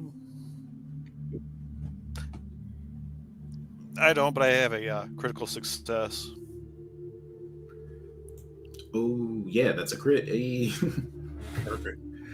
So how do you keep this group moving? You see like this tornado, it almost rapidly approaches, rapidly bears down, completely unnatural in the way that it's directing and kind of almost honing in on you. How do you keep the group away from it? How do you get them in safely to this underground? I pretty much just point out the obvious. Like, okay, you see that up there? That's bad. You see that shelter? That's good. Now let's get going. Just pretty much direct and to the point. All Perfect. You spurn on the group, pointing out the clear danger of that tornado. Your warnings, your kind of precise,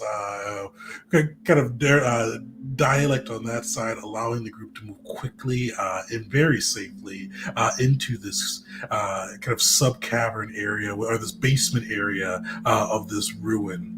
And as you all go through, both Razan and Fern's torches kind of lighting through the distance, you see that this area, like it is dust, cobwebs, all kind of like, especially as you get down the first area, kind of past the spot where the wind and elements can sweep through. It seems like it is dust and kind of cobwebs through the area. But it does look on Kra, you notice pretty apparently, while the dust and cobwebs are on kind of either side of the middle of the stairs, on the other side you do see kind of the heavy footprint.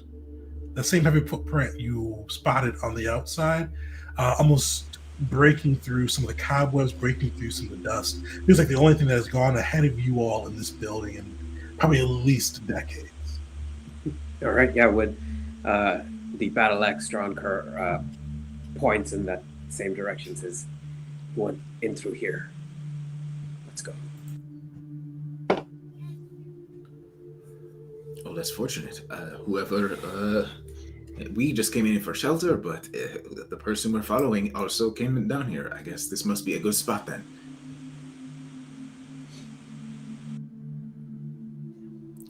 That felt like a lot of bad luck earlier, but maybe we're onto something.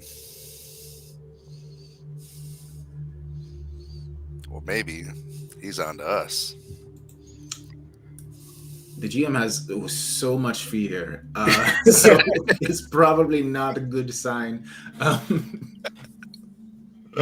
So since I feel like we are clearly going into a dangerous situation here, I'm going to take a moment and do kind of a small ritual to a battle ritual to psych myself up.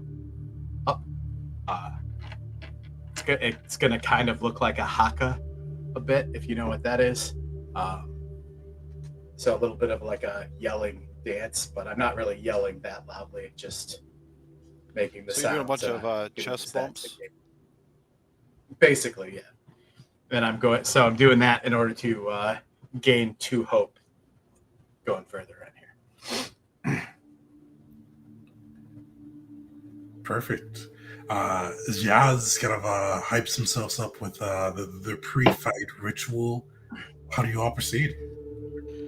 Can I aid him by drumming my wand on my shield? Sure. Sure. There's no mechanical need to aid. It's not like a roll for it. No, but for flavor, yeah, let's do it.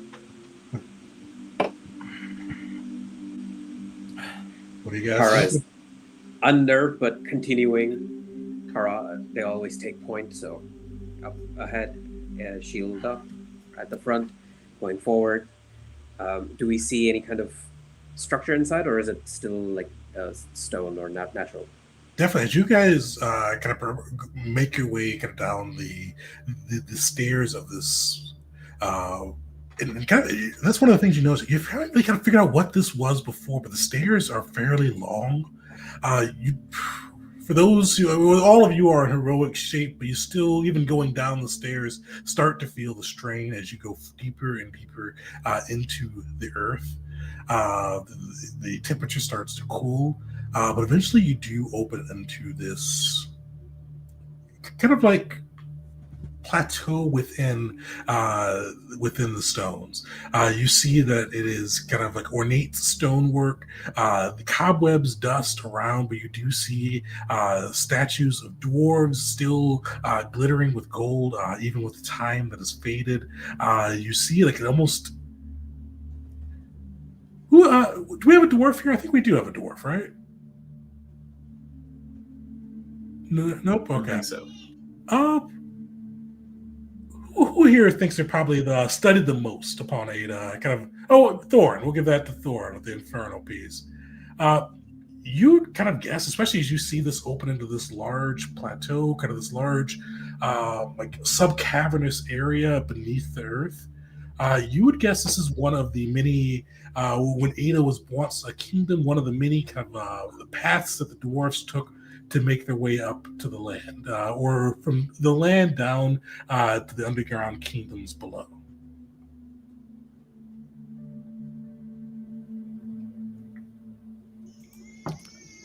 Okay. Can I send Pebbles Jr. to this kind of scout? Uh, how smart is Pebbles? There's no stats, so I guess, however, the average intelligence of a tiny Earth elemental. I'll give you the chance to roll for it. If you roll fear, I can do something fun. All right, so I'm just rolling a d12. 2d12.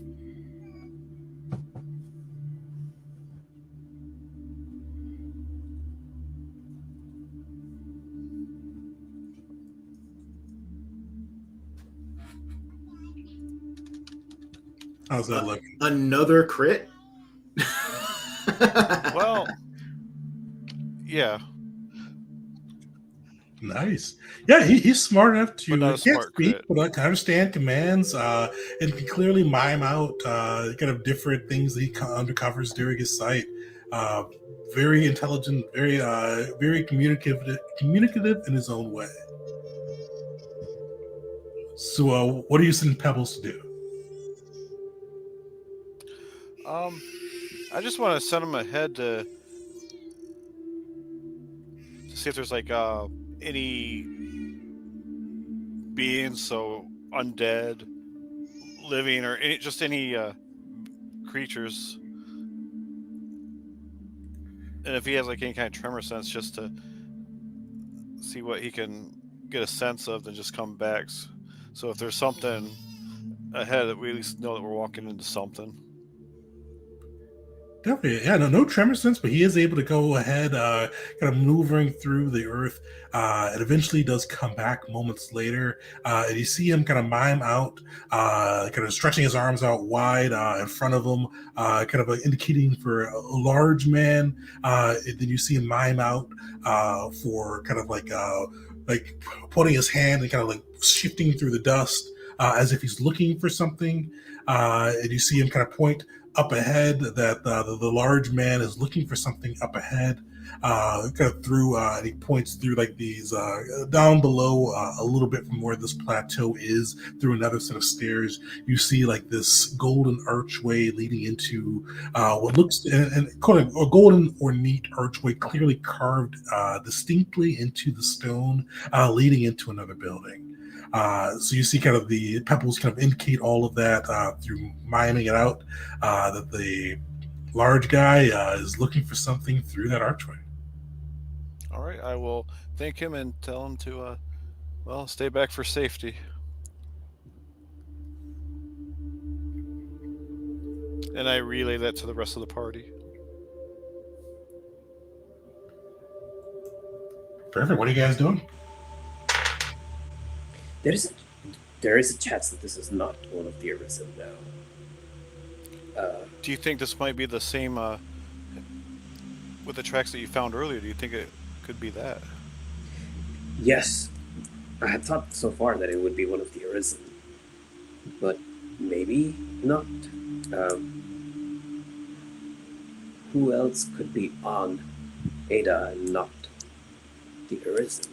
Or maybe it is one of the Arisen and they're looking for something that the dwarfs had. Oh. Can't be sure. That makes sense to me. It seems that now is the perfect time. We have the elements of surprise, right? And our goal is to capture this Arisen alive, hopefully. Is there any other group or party that would have an agenda here other than the Arisen or ourselves? Nothing you know of.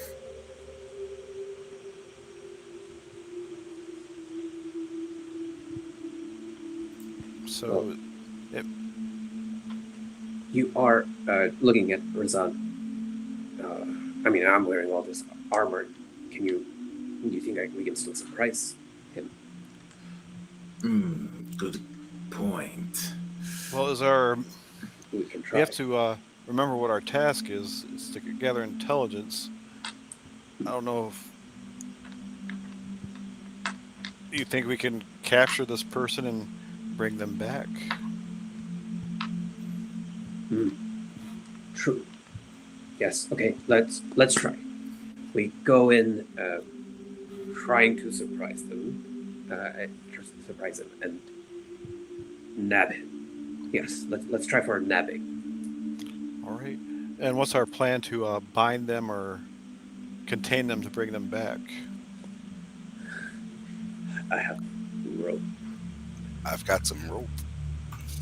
You guys all get rope to start. One thing you would know is you'd better bring them to the camp, but not within the camp. That fiery barrier would burn Right. Fern gets tingly enough as it is. them. But we would. That's a shame. I have a pack with me that, if necessary, I can pull a mundane item out of. If you guys think there's something that we could use to. Manacles are a Just gotta Monday. If pack. only we had a set Yeah. of shackles. Yeah. Yeah, I could spend a hope and pull some shackles out of this bag. Yes. What's the story? If you do pull the shackles, what's the story about why you have those shackles in the bag? Kinky. So- Oh, no. So I've been wandering around for a long time, and being a nomadic, wander-born person, I have a tendency to just collect things that I think might be useful someday and stick them in the pack.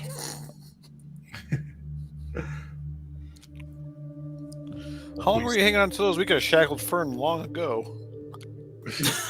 Oh no.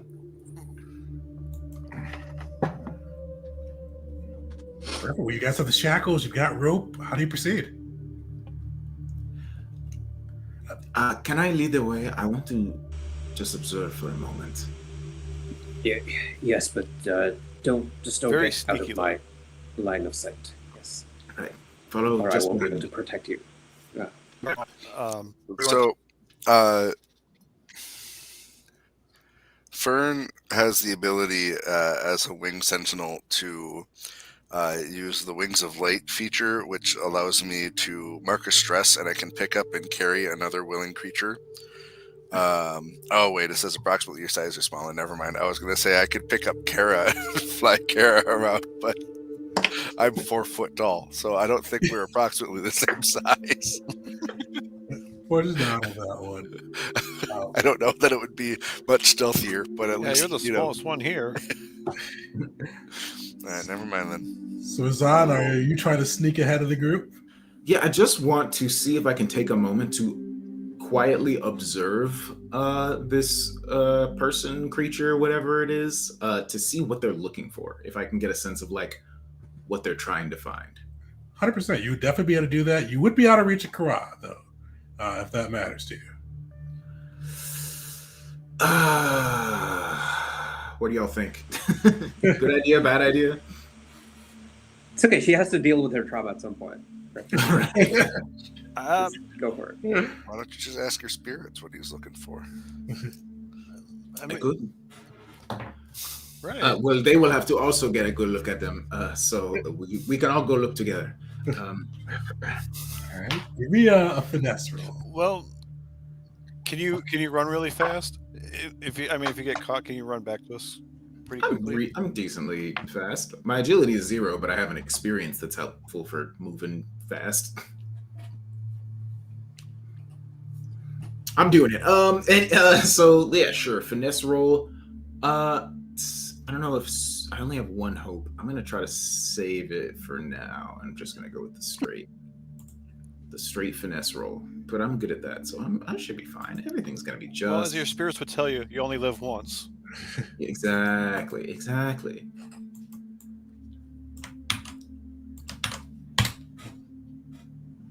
Ooh, that is a 25 with hope. That is the highest you can roll in this game without being a crit. At least the highest Nice. I can roll anyway. You're able to blend in with the shadows, making your way through the archway into this. Yeah, you guess like it almost seems like either like a library or even a laboratory. You see kind of like the ruins of or the kind of rotting frames of old books in areas where it looked like there may have been kind of spaces for both like experiments to be taking place. And you see this portly dwarf kind of fingering through the ruins of the or kind of the wreckage of these books, these decomposing books that have kind of just been laid to rest for millennia. You look at him and you can kind of see that his skin is slouching off in some places, pale, fetid. There's a stench as you get closer to it. But even just from the way he is maneuvering through, you can tell his mind is keen. He's clearly looking for something. And you've moved so stealthily, he's not noticed you at all. What do you do? Sweet. I have a feature called, as a rogue, what is it called? Cloaked. So when I'm hidden, I am also instead cloaked, which basically just means that as long as I stay still, I'm invisible. So I just want, just for a moment, to try to see, like, you said that the dwarf is looking through the books, you said? Like, I just want to see if I can get a sense for, like, what they're looking for. So I just want to, like, stop for a moment and just observe. Maybe, like, 2 minutes. Not super crazy long, because I know my allies are waiting for me, and they're probably nervous. Yeah, you look through and you see like he's going through like in these books you see some of them as soon as he touches them and tries to he's using gentle hands, but as soon as he touches them you see them crumble around him. You see like for a moment, like when you first saw him he was moving like rarely, kind of like a decent pace but not like frantic. The longer you watch, especially near the end of that 2 minutes, is like frantically looking, almost fear in his movements as he kind of continuously look through these books. The ones that are not rotted, you see him look and kind of leaf through them and throw them. He's clearly looking for something. He's getting anxious that he's not finding it. He's worried that he's not finding it. All right. So I don't have a great sense of what he's looking for, but I have confirmed that this is the Arisen because it is intelligent and not a shambling zombie. So I'm going to return to the group and say, this is the one we found, the Arisen. I say we take our chance. He's very distracted, seems very intent on finding something in here. So, well, then he knows plans. Yes, this must be our Should we attempt a parlay? prime target. No, you can't parlay with the undead.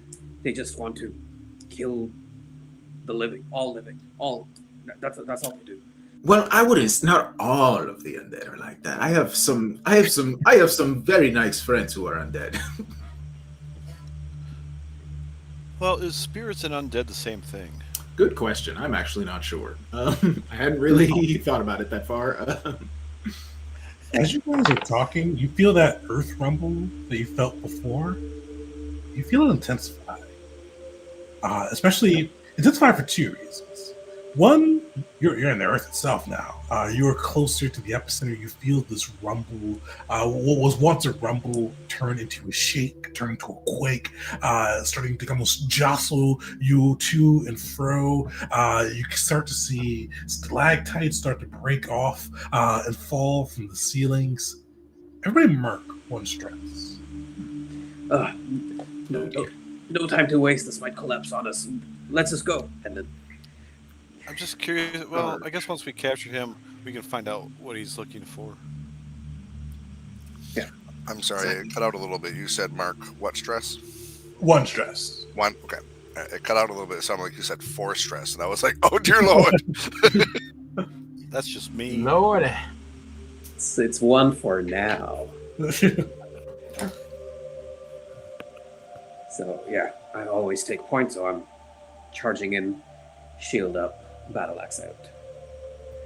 Shield up, battle axe out, as you charge through, kind of making your way down the stairs through this golden archway into the ruins of this library laboratory. You see the dwarf still kind of frantically looking through different volumes of books, kind of fear in his eyes, especially as he spins and sees you all there. You guys rolled with hope last. Who's first act? What is the group doing in this scenario? How are they approaching the situation? I'd like to find out what he's looking for. How do you do that? I ask him, "What are you looking for?" Excuse me, sir. Can I help you find what you're looking for today? I probably could. Give me a presence roll.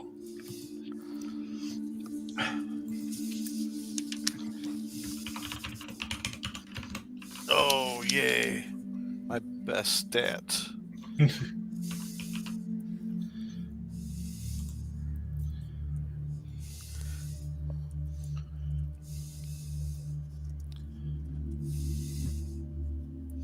How'd that come out? Not good. It was even a fear. It was a fear fail. Fear fail? What was the number? 8? I have a lot of. I rolled a 2 and a 3. Oh, 2 to 3. Okay. I have a lot. I don't think anything that you're gonna add is gonna help. Well, I can spend 3 hope, and I'm sitting on a pocket of it right now. That I can let you re-roll your duality dice to. That's my luck bender feature as a fairy. Once per session, after you or a willing ally within close range makes an action roll, you can spend 3 hope to re-roll the duality dice. Wow. So would you like advantage on that roll? Was it an advantage or a reroll? Well, it's a re-roll, but Advantage If that's means what you- something different in this game. If 5e that's what you want to use advantage. it for. So, but it's a once per session, and do you really want Makesh's luck? Well, you said that's fairy look, not Makesh look. Loopholes. But you bring a good point. No, I don't want it. All right, Oh, okay. All right. very good. So, you see he looks at you. I gotta stick to my character's principles on this one. Fair enough. He looks at you bewildered.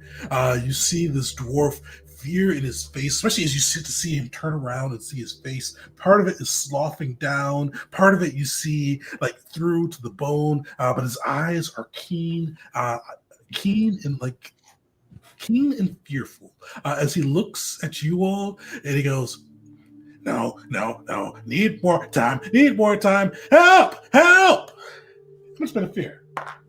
As he yells help, you see a few things coalesce around you at that moment. And you see, when he yells help and he sees these things come through, it's not relief he sees on his face. You see more fear on his face. Because as he yells help, the rumbling intensifies once again. And you see like this inky black magic almost seeping through the floors, and then kind of almost coalescing into this ever-changing form. From one moment it looks like a person, another moment it looks like a dog, another moment it looks like a rock. It's ever-changing, ever-shifting, the magic continuously sparking. And almost from that magic, you see a form emerge and separate from it. And this feature, rather than being inky and black, this one is mixed. It is like hellfire mixed with gold, mixed with a sickly aura about it. You see this demon-like creature emerge, and you see it just almost cracking its bones, twitching around it as it comes out of this chaotic swirl. And once again, you see that swirl expand, and you see creatures emerge from it. You see undead start to file from it. And as you kind of see the full picture, you see this swirl of chaos, you see this infernal magic, and then you see the unholy or abominational combination of life and death magic converged into one spot, creating these undead creatures as they move through. And you hear the Arisen shout, "No, no, no, no, I had more time, I had more time, I had more time," as these creatures come through. And we're getting a little bit of a combat. So as you guys look through, these are all pretty much within either close, very close, or melee range with you all. As you see this spread of creatures, you see one as this energy kind of sparking off this inky black magic thing that continuously shifts form. You can recognize it as a chaos elemental. Next to it, you see a demon that almost seems like it's a mixture of all of the five hells. You see gold sloughing off its skin, molten hellfire blazing off of its arms, pestilence, flies, and just disease eking from its fangs. You also notice this horde of zombies kind of continuously sparking out of this inky black creature, zombie after zombie after zombie, until 10 of them finally emerge. But the last thing that you see too, it seems like first you thought it may have just been the rumbling of the earth intensifying, but you do see breaking through one of the stones at first a vine, and you see it's like this sickly violet vine, thorns eking out from each side, but eventually it pushes through, and you see a branch, and you see this withered, twisted old branch, and it continuously pushes out until you see this almost corrupted version of a tree, and this corrupted version of a tree, this almost twisted version of life, and you see a life rot defender emerge. And you see these creatures all within either close or very close range, glaring both at you and the Arisen. What do you guys do? Quick question before we proceed, for clarification purposes. Is this a portal that we can see through, or are these things like generating from this inky chaotic mass? Give me an instinct check. Instinct. So just to make sure, I'm still rolling the 2d12, adding it together. Yep, 2d12, adding it together, checking to see if hope or fear, and then adding if you have any bonuses to. Excuse me. That is 11 with hope. Perfect. You look through. You can't really see through the inky black swirl of this chaos elemental, but as you look at the undead, they all seem different. Like, it doesn't seem like they're all different dimensions, different ancestries, different kind of states of decay. And with that roll, I'll let you take that as you will, Fern. Okay. But you see these creatures, they're kind of angling both at you as well as the Arisen. What do you do?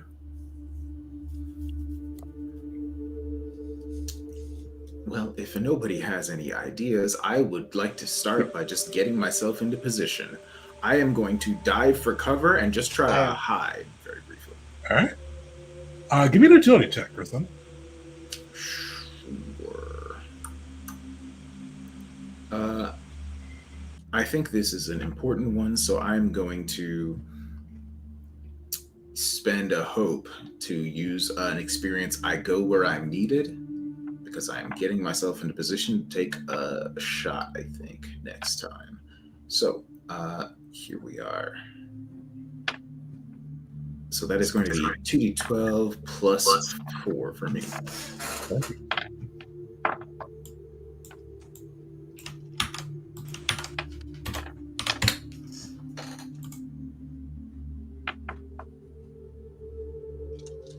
Okay, not bad. That is a 15 with hope. That's actually literally just enough. You're able to kind of actually. Razan, how do you look as you maneuver through getting out of this horde of zombies and chaos elementals and demons and corrupted life rot? How do you maneuver yourself through that chaos? This was like a laboratory, right? So I think I like dive behind like one of the like tables, but then the second I am out of like nobody can see me, I just become invisible. I fade into the spirit world. The second I am unobserved. And you roll with I'm hope cloaked. there, so the party gets to keep on rolling. So I'm going to correct me if I'm wrong, but the portal thing is you refer to it as a chaos demon, Or chaos elemental. chaos elemental. I'm going to try to stab it. Perfect. Of course.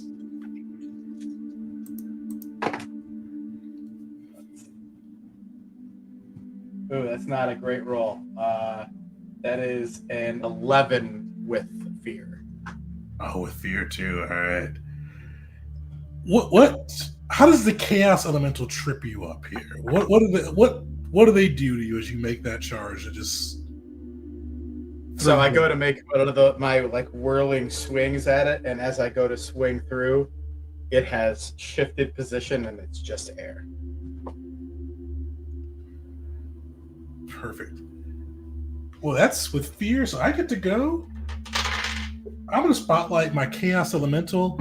I'm going to spend a fear to use remake reality. So I get to spend an action, and we're going to transform the area within very close range into a different biome. And all the targets within are going to take 2d6 plus 3 direct damage. That's pretty much everybody but Razan, because Razan got the hell out of there. So you see as like this chaos elemental comes through, trips up Yaz, you see it begin to spin, you see its shadows extend across the area. And before where you saw stone, you saw laboratory, you see hellfire.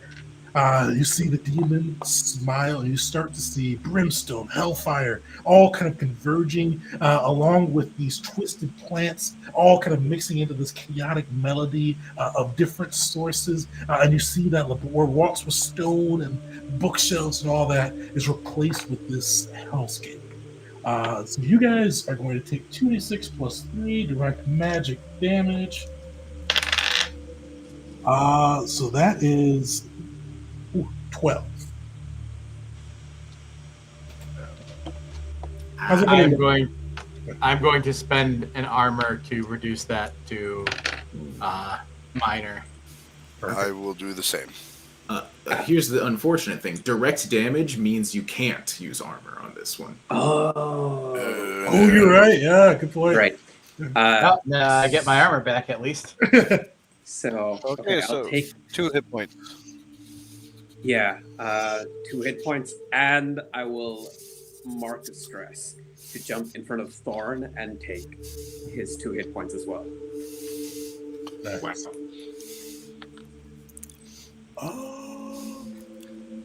And I got fear to burn, so I'm going to spend another fear point.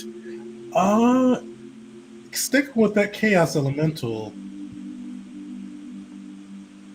Yeah, so you see, especially as you guys go through, as he remakes reality around you, transforming this lab into a hellscape with shadows and life rot plants around you, you start to see this sickly aura emit from him. You start to feel a sense of vertigo, a sense of nausea around you, but you do see the shadow itself seems hurt by this. He has to mark an HP, but he's going to mark an HP, and all targets within close range, which is everybody but Razan, is going to mark a stress, and you're invulnerable, or you're vulnerable until your next long rest, or until someone heals you for an HP. Ooh, shit! Wow. And that's good. I'll switch it back to you guys. Okay. Fuck. Okay. Go for it. Who here has an attack that they would really want to use, like either an AOE or single target one. I mean, I have sneak attack ready to go. I can push this guy away from us. How many features and abilities and spells can I stack into one attack? What do you mean? So, because I have a couple of different things that kind of stack on top of each other. The Winged Sentinel has a spend a hope to add a 1d8 damage. My Force Push adds a d6 on a successful attack. So, like, I have things that stack on top of each other. Can I use those I don't think they simultaneously? stack on. I don't think they're simultaneous. Yeah. Okay, I didn't think so, but I was like, oh, I can knock off one really good hit, spend some extra dough here, but I got it to spend. But I also have some people that I can heal too. So if anyone's in particularly bad shape and would like some healing, let me know, because I can heal up 2 of you for 1 point of HP each. Oh, nice. That would be helpful. First, I'm going to do something dramatic, though. I will activate Unstoppable. So this is my once per long rest ability for the Guardian. My D4 stands on a 1 at first. And while it is up, she has armor, the shield race, teeth critted, and just bearing through a lot of pain and ready to give the hurt back. So any physical damage I take is reduced by 1 severity, and I deal 1 additional point of damage. And then I go up to the 80 black form shifter, the chaos elemental, and I will spend 3 hope to activate a tag team attack with Razan. Oh, nice. All right. All right. So I believe this is how it works. Like, both of us, we get to do our attacks, but we both roll and we can pick whichever one roll we want. And then same with damage. Actually, differently with damage. With damage, we both roll and we add. Exactly. And both of us apply the damage. So fingers crossed. Let's hope for a good roll. Before you guys even roll too, how are you guys combining your skills? What do you? What's that? What's that like? Team up look like? Yes. Okay. So Kara, this is the moment. They've seen Razan just up and alive, even though Razan had disappeared earlier. So they believe they're calling out to the spirit of their best friend. Be like, okay, help me out here. Reach out to him. Whisper into his ears that I'm going to distract this elemental, and he must strike right now. And then they go charging it. Razan, what do you add to that? I suddenly, from nowhere at all, like, I suddenly just saw the whole biome warp in front of me, and just like a small area has just become hell, apparently. I suddenly just like appear not in the same place that I was before, and with a crossbow bolt flying just over the top of Kara's head. Perfect. Before you guys roll, if anybody does want to spend hope, you guys can give them advantage. Which, remember, with basically that gives a d6 that could be added to the roll, but it's one. It's basically if most people give it, it'd be 1d6. You roll, see who has the best d6 for it. That gets added to it. But does anybody want to add advantage before we see how they come out? All right, give me some dice. Oof. I have 14 with fear right now. Okay. Let's hope yours is better. I actually rolled a 12 and a 1. So I got a total of a 15 with hope. Okay. Better all around. And that 15 actually does matter, because that will hit the Chaos Elemental. Hey, all right. So we both roll our damage and combine it together. So I am going to be rolling 2d6 plus 1 for my damage because of the sneak attack. And mine is just the 1d10 plus 3. I'm splitting the uprights again. I rolled a 6 and a 1. It's just rolling max and minimum on both my dice rolls. So a total of 8 damage is what I rolled. All right. A total of 5 on mine. Perfect. You guys get a meaty hit off this chaos elemental. Your strikes and bow, crossbow. Oh. Sorry, I forgot to add the unstoppable, so that's 1 additional for me, and then also 1 additional for Razan. So nice. 6 All right. total for me. Yeah. Perfect. Yeah, you guys combine those together, and you see the chaos elemental swirl for a moment, almost losing some of its consistency, inky black magic running out of it, but you still see the shadow ink back, still in existence, but greatly hurt from the effort. And luckily, due to Razan's hope roll coming through there, the party gets to keep going. I have an idea for something that might be a little crazy. Yaz, you want to? Oh, sorry. Go ahead. I did just. Yaz, do you want to do a combined attack? You're on mute. Sure, if you've got the hope to it, if you've got the hope to initiate it. I do. Alrighty. It'll be the last of my hope, but yeah. So what are you? How are we combining this? What are you planning to do? I was thinking maybe like you do, like your whirlwind, and I cast ice spike onto your weapons. So basically, it just creates like these jagged icy spikes on your blades. I like that. All right. That's dope. Yes. Unfortunately, we I lost. will. Who are you guys going after?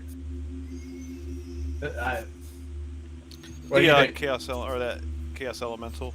And I cut you off, Karan. What were you saying? I'll use the hope that I just got to give them advantage. Nice. So I'll just roll that d4. Or d6. 6. Nice. All right. All right. So I rolled a 9, so I get a I'll take a stress back, but I rolled a total of 23 with hope. Okay. That is way better than mine. Perfect. That'll hit. Combine it as. So then we roll.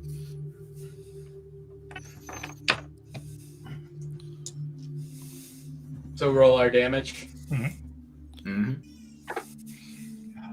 Oh, that's lame. 5 damage. All right. 4 damage. This elemental, you see it almost fade from existence, but just enough and strength left within its kind of undead bond to keep it around. It's kind of a leaking, inky black magic, and it is barely existing upon this plane, but still there. Okay.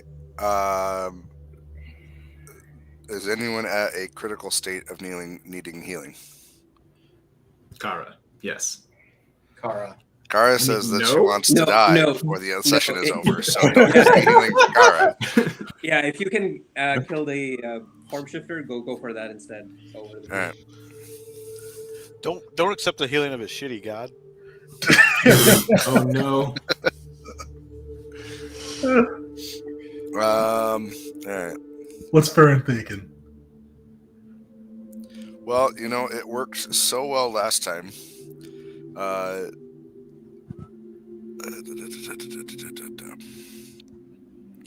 right, so Fern is gonna take to the, we're underground, so I'm assuming there's not a whole lot of airspace to work with. Not a ton.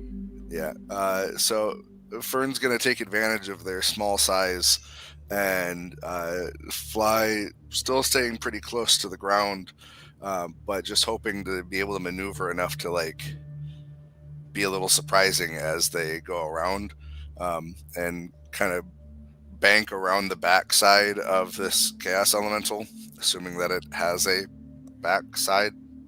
Ever shifting, but it does. Right. And we're just gonna go ahead and whack it with our hollowed axe. All right. And if I'm successful, I'll spend a hope to do extra damage. That is a 15 with fear. 15 will hit. Okay. Well, actually, it's more because I didn't add my strength, so 17. Okay. And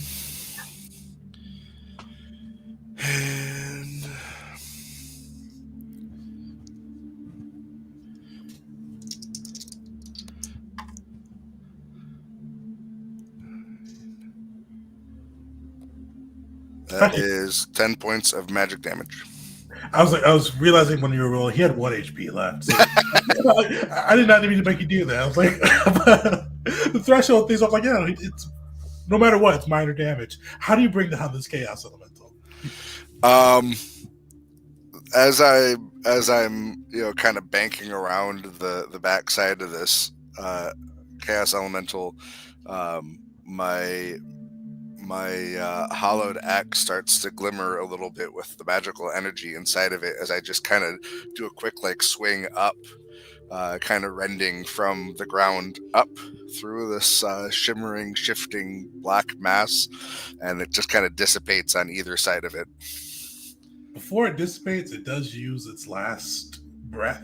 Of course it does. No. To reflect part of you. Like you see, almost like in mirror image of the shadow, you coming towards it, striking with your axe. You see a shadow striking back at you with the same axe, mirroring your movements. It's going to use mirror reflection as it dies. You take half the damage you did. Okay. So that's 5 damage, right? But you do see the shadow dissipate. But you rolled a fear, so I got to go again. And I've got 6 fear. So let's see what we're going to do. You see the portly dwarf arisen, still fear struck. But I'm going to use that fear, the initial fear. I'm going to make some of those zombies. There was 10 of them. There's 5 of you. I'm going to have 3 zombies attack him. 2 attack Ra. 2 attack Yaz. 2, that's right. Yeah, 2 attack Fern and 2 attack Thorn. I think that's right. No, 1 attack Thorn.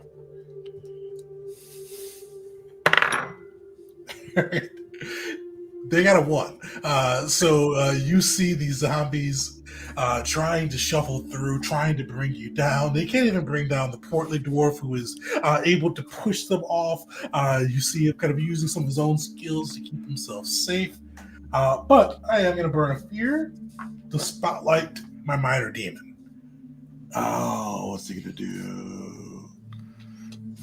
Oh, I forgot about that. So I should have done that earlier. But he's going to do this one. Spend another fear.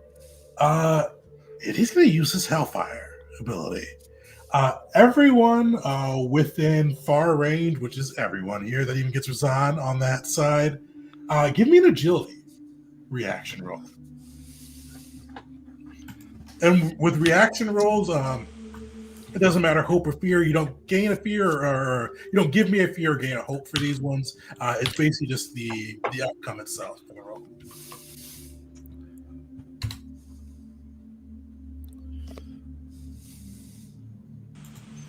All right, it's a high 22 or a 10 and a 12. Nice. 20. Okay. I got a 12, which I Okay. feel is probably not enough. Not enough this time, unfortunately. I've got an 8. Definitely not enough. I'm looking at one of my die and realizing that I can't tell the difference between a 6 and a 9 on this die, and I'm trying to decipher what their thing was on this, because I either have 18 or I have 15. So if that doesn't matter, then either. So Thor and Razan, you see this demon raise its arms, and you see this hellish landscape fire burst from the ground as well as fall from the sky, covering you all in a hellfire. You each take 14 damage as this hellfire pours down upon you. Yeah, this is a nasty one. I got to roll a d20 for damage, which is just That is kind too of much. ridiculous. That is severe damage for me. I'm going to spend an armor to bring it down to major. Oh, right. Is I this will. Can we mark use the armor on stress. this? Yeah, this is not direct, so you can't use your armor for it. I'm sorry, I was still trying to you're- decipher my die. What's the damage? Who's taking it? Oh no, Fern, you're good. Okay, great. It's just Razad and Thorn that failed. I'll spend an Four. armor to take it down to minor. Okay. I guess I'm not jumping in. You guys All are right. fine. Or if you want to. I'll live. Okay. Probably. Rosanna's too far. It has Oh, yeah, you're right. Thorn. You're right. Thorn, if you'll let me, I can jump in front and take all of it. Okay. Or Thorn. Are you sure it's just one? I'll take it because I also have Unstoppable, so it's also reducing the damage. So it was Oh, okay. 14 becomes minor, and then I can just mark off an armor to go from minor to none. Perfect. Cool. Oh, okay. Carl, you're able to jump in front of that hellfire, completely blocking Thorn from the hellish spray. I am going to spend one last fear point, giving me 2 left. I'm going to have that life rod take an action. Yeah, he is going to grab and drag. He's going to grab and drag Fern. So you see this thing reach out with its arm, trying to grasp you and pull you in. Let's see if that'll hit. Wait, you follow the same god. 9 doesn't hit Fern, does it? For evasion. Can't remember if you're one of the high ones or one of the medium ones.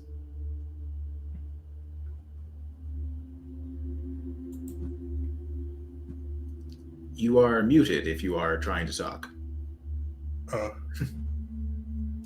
Sorry, muted.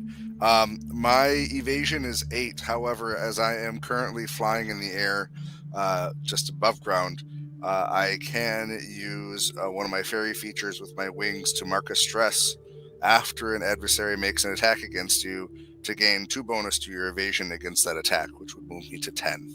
Nice, all right. So I'm gonna take that Alright. stress. How does Fern do? What does Fern do when she sees like this death-like vine come towards her? As this deathly vine kind of ruptures out of the ground coming at Fern, Fern's gonna just do like a crazy, like, just flip back as hard as I can just to like narrowly miss the vine shooting out, to like practically break my back, flipping myself back so hard. Perfect. I've got 2 fear left. I'm gonna save them up. Back to you guys. All right, I have an idea that I want to try.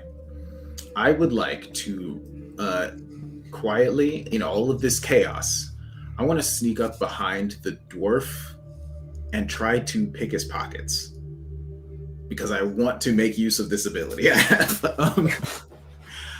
And hey, we're here to gather information. Whatever he's carrying with him might be interesting or useful or just cool. So if it's possible, I would like to try to just clearly he's being attacked by sorry, I forgot the minions were zombies. Right. Being attacked by zombies, probably distracted. So I am going to try to sneak up behind him and try to pick his pocket and see if he's got anything useful. Perfect. Give me I forgot does that call for? Oh, is that finesse for this one? Finesse, I think, is pickpocketing. Yeah. Finesse, yeah. All right, cool. And then in order to get there fast enough, I would like to use my experience. I go where I'm needed, spending a hope. So that is going to be a total of 2d12 plus 4. And I also I have the ability pick and pull. You have an advantage on action rolls to pick non-magical locks, disarm non-magical tracks, or steal items from a target, either through stealth or by force. So I am also adding an additional d6 onto this as well. So 2d12 plus 4 plus 1d6, I believe. That is going to be a total of 21 with fear. Perfect. Yeah, you are able to pick, kind of reach into this dwarf's pockets, and you do find kind of this leather-bound journal within his, kind of within a satchel. You see it is well worn, but not decayed with time. It definitely looks from like the leather itself. It's been well maintained, but it definitely looks, feels old. And you're able to kind of quickly snatch it as he is dealing with the zombies and trying to keep them away from him. Great.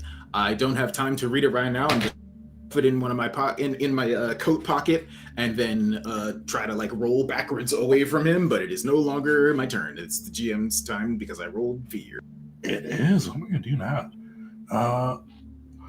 Oh, also too. Oh no, you're not within close range of the demon. You're good. All right.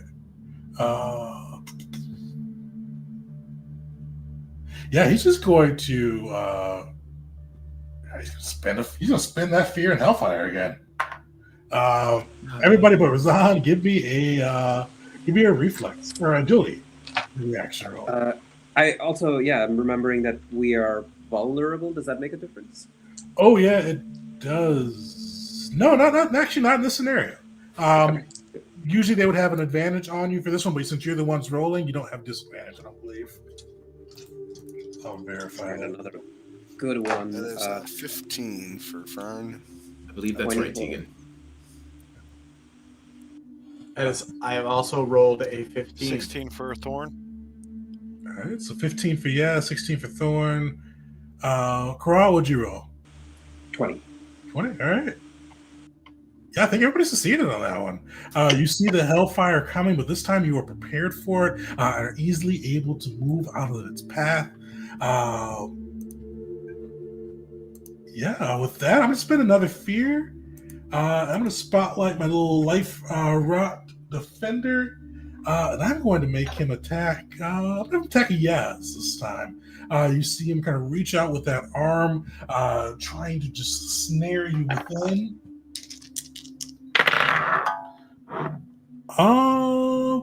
15. That's actually it. Yeah, right. That is. Okay. What does he do? Yeah, you see him reach out, grab you in. You see this root piercing through your flesh. It does 3 damage to you and restrains you as well. So restrained, you can still do your actions, you just can't move. Okay, I'm going to burn one of my armor slots to reduce that to 0 damage. Perfect. Although I believe I am still restrained. You're still restrained, but yeah, your armor kind of stops the blow, stops it from piercing into you. Yeah. I've got one. I'm gonna save that last fear. Back to you guys. All right, since I just got hit, I'm going to go ahead and try to hack my way out of this thing. So how do you want me to roll for that? You want me to make an attack roll if I'm going to try to like cut the vines, cut myself free, or do you want me to make some other kind of a roll? Yeah, if you're gonna try to cut yourself free, definitely make an attack roll and see if you can break through their difficulty.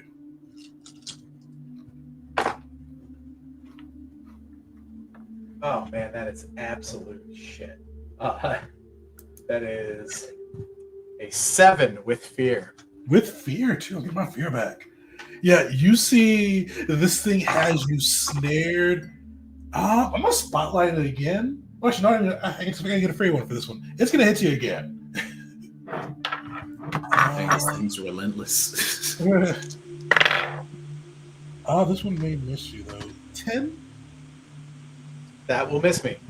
Yeah, you see. Unless restraining gives a. It doesn't reduce you on that side, so you're good on that. Even with the vulnerable D6, they could not get really high there. So you see it try to pierce you again, but it's a creature of habit. Definitely kind of the same strike twice, and you're able to at least get your defenses up and evade it. I'm gonna save my fear. Back to you guys. If I use a force push on that life elemental, does Yaz go flying back with it, or will it let him go? If you get a success with hope, we'll say it lets it go. All right, I'll try that then. That's a great GM adjudication tool, I just realized. I love that.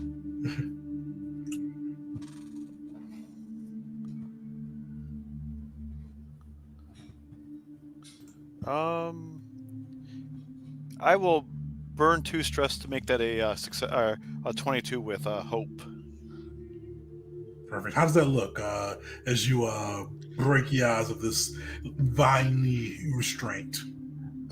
So I use a force push, and basically it rips the vine. So there's like part of the vine that's still wrapped on around Yaz, but it's just kind of dead now. But it just sends him flying back, and that will also do damage to him.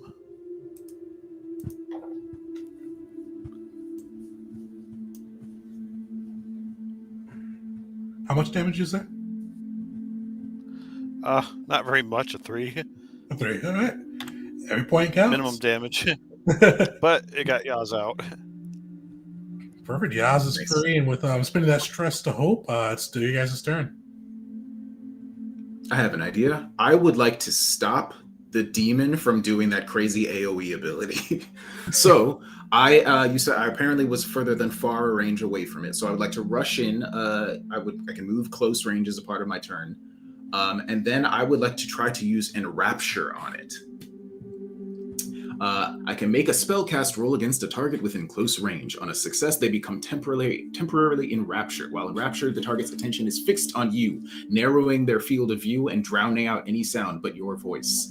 So the way that I'm going to reflect this is that I am going to start I rush up a little bit closer to it to get in range, and then I just lock eyes with it and just start whispering.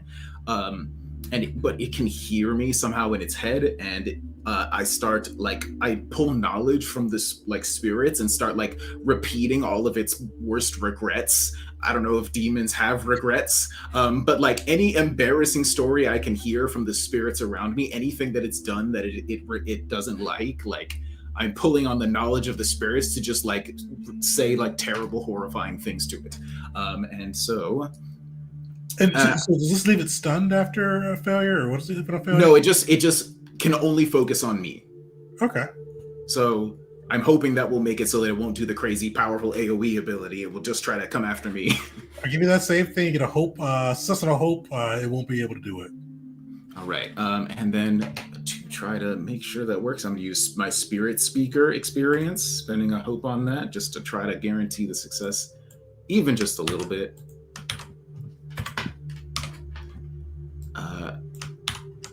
And there we go. All right, pretty. That's a success, but it is with fear. That is going to be a 20 with fear. However, you do see it narrows its eyes upon you, almost tuning out the rest of the group. You do see a feral grin go across its face as flies leave its maw. As a part of that, I can mark a stress in the process of using that ability to cause it to also mark a stress. Okay, cool. You see the words begin to kind of add up on this creature. The mawing grin kind of turned into a grimace, but it is up. I'm going to spotlight it, and I am going to. Oh, no, you rolled a success. Okay. So with that, he is going to attack you. He's just going to use his claws on this one. Oh, and you're not vulnerable either, so. That'll hit. 21, so that will hit. Oof. All right. Yep, that's definitely going to hit me. And unfortunately, that means I lose my extra bonus to evasion now that I've been hit by a direct attack. Oh, oof. All right. 13 damage as you see this thing slash into you. That is going to be, for me, major damage. I'm going to spend an armor slot to reduce it to minor damage. So I'm just going to mark 1 hit point. And you see this thing gain momentum. It laughs at you as it hurts you. With its special ability, I gain a fear from it succeeding on an attack. Oh. And Razan and the creature are both far now, right, from us? No, I had to come in closer to be able to get a range to use my ability. Oh, So he's Oh, within okay. range. You want to do something? Yeah. Yes, I will hop in with my last bit of stress to take Ryan take all of that damage, so you can undo anything you had to mark. So now I'm maximum stressed out, which means I'm vulnerable in a way that cannot be cleared unless the stress is cleared. I'm still unstoppable, so the 13 will go to minor damage, and then I'll mark an armor to reduce it to none. So, How's Kara feeling like right now?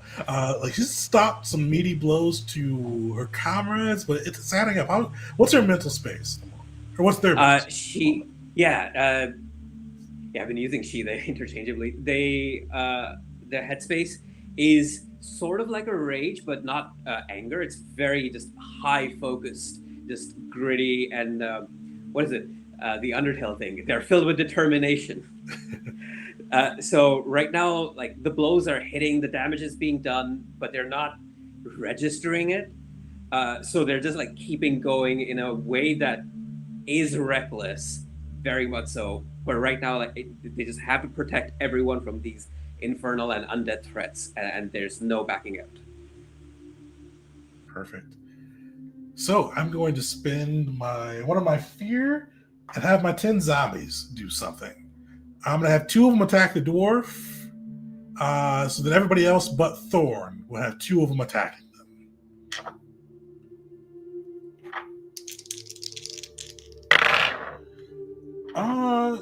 That's 22. 16 to Razan, 22 to the rest of you guys that are vulnerable. So that hits everybody, I think, either way. So Razan, you take actually everybody besides Thorn, you take 2 damage. So that still should be your minor piece. But you do see they also claw into the dwarf too, and you hear him go, "Ah! I called for help! Someone help!" I'm spending an armor slot to reduce that to 0 damage. Perfect. I'm gonna say my 3. Back to you guys.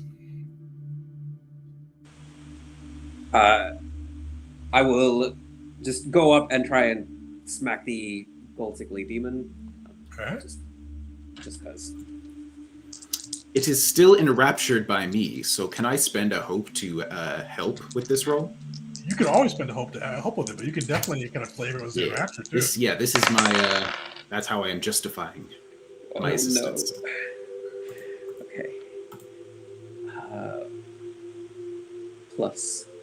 Yeah. Right. I have to roll my 1d6. I was like waiting. Like, tell me what the numbers is. What do I add again to the strength? Right. Yeah. Strength for your attack. And then whatever Razan rolls in his d6. Oof, I got just a 1. Okay. 7 with hope. 7 with hope. So with this, luckily, also there's a failure with fear. So you're good. Okay, the demon has a thing with failure with fear, but you failed with hope. So you see him block his attack. You see this maw with flies eking out of it, kind of smells near you, but it frowns as it does not feel fear and hope to feel come off you. So you failed, but with hope, so the team keeps good to go. What are you guys doing? Fern will go ahead and try to help out our dwarven target, I guess, by hitting the zombies that are hanging out there. Just gonna do a good old-fashioned hollowed axe attack, seeing as it's worked so well for me so far.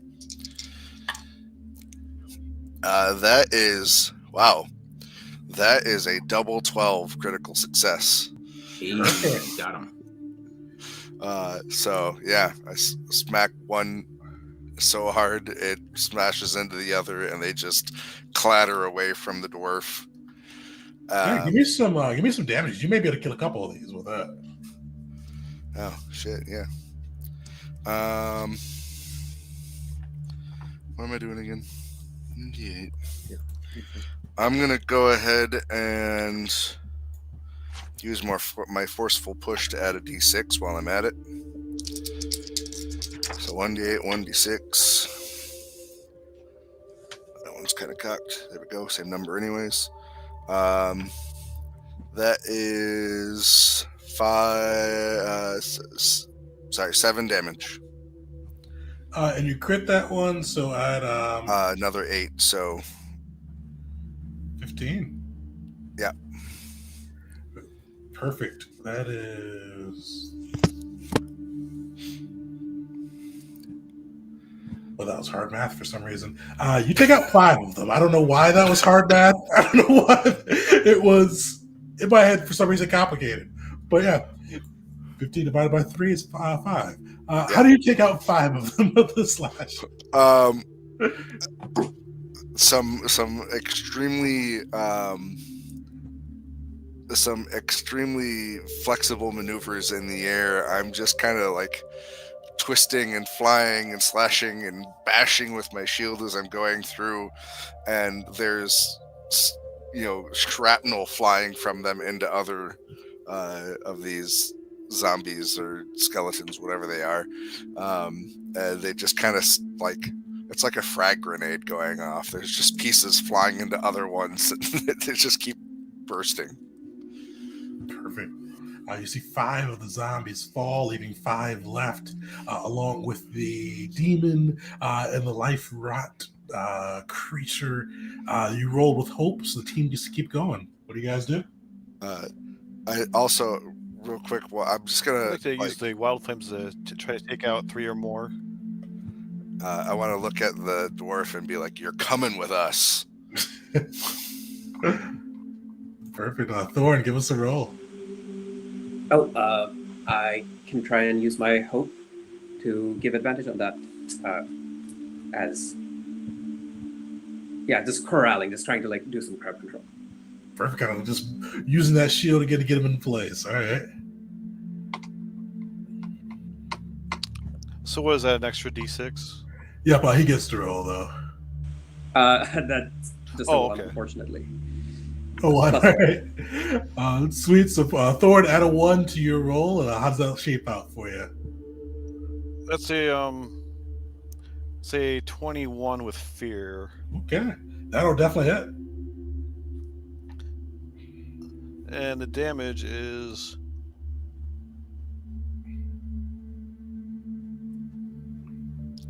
6 damage.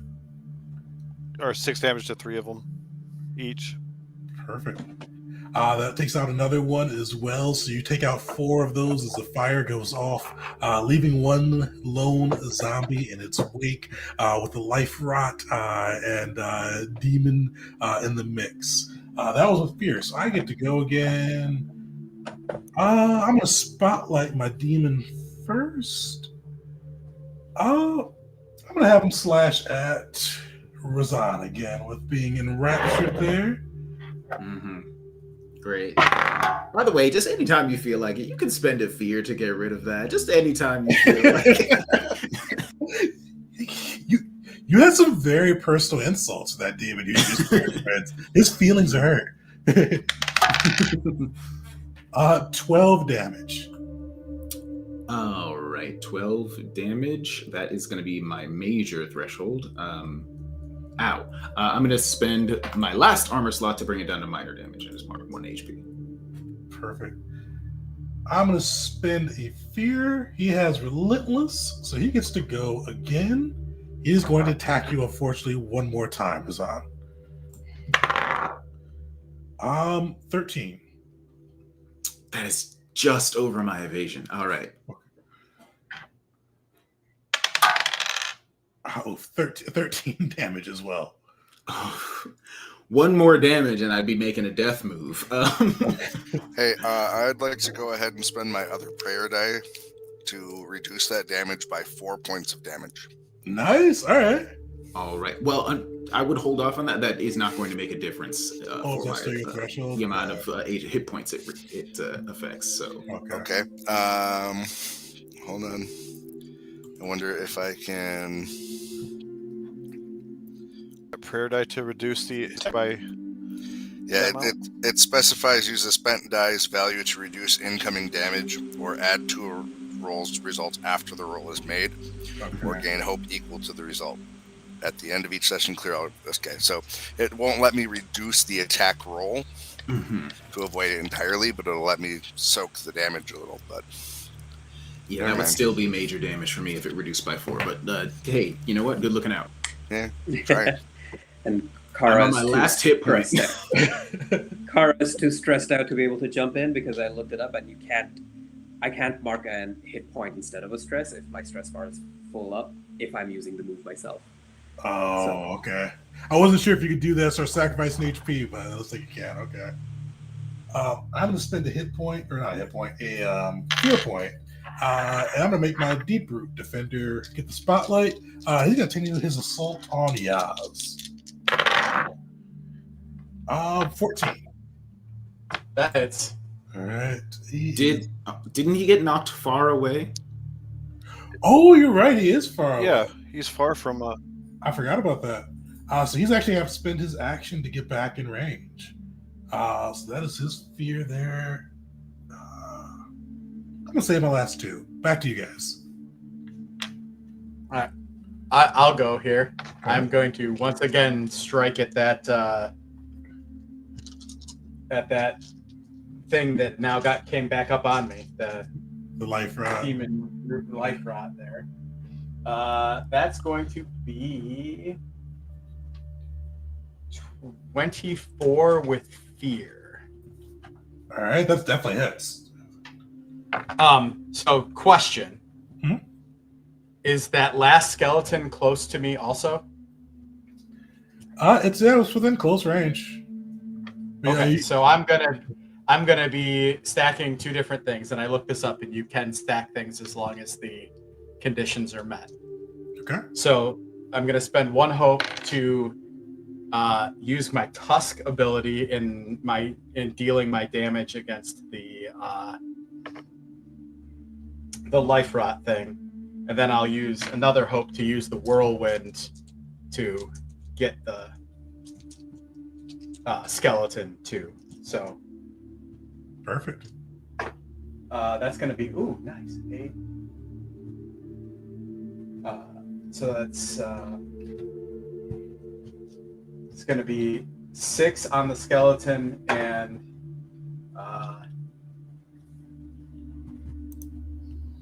17 on the life rot thing. Nice. The skeleton is smashed to pieces. The life rot defender is barely standing. You see this green ichor leaking from its vines, just kind of smattering against the purple and decayed look upon its, the creature. But it's up, but barely, leaving just the demon and the life rot defender as the only creatures up, along with the arisen who is huddled in the corner. What do you guys do? Oh, it's on to you because I rolled with fear. Oh, you rolled a fear. All right. Oh, I forgot. I already gave myself a thing. Oh, I'm going to use that free one to spot my deep root life rot defender. He is going to. He's going to keep messing with you. Yes. 11 doesn't hit you, does it? Just barely does not. Nice. So you see it swipe at you with its vines, trying to ensnare you once more, but it fails to do so. I am going to spend a fear and spotlight my minor demon. Unfortunately, Razan, he is enraptured with you. He's going to make another strike. Oh boy. Oh, I got 1. So Thank God. you see it come towards you, but within its enrapturement, it is just completely out of sorts. And that is its turn. Back to you guys. I will run up to that demon. I'd like to finish that life rod off with a force push. I think go for it. Okay. No, go for it first, and then Okay. I'll go and distract. All right, Thorin, what are you thinking? Using the force push to finish the life rod off. All right.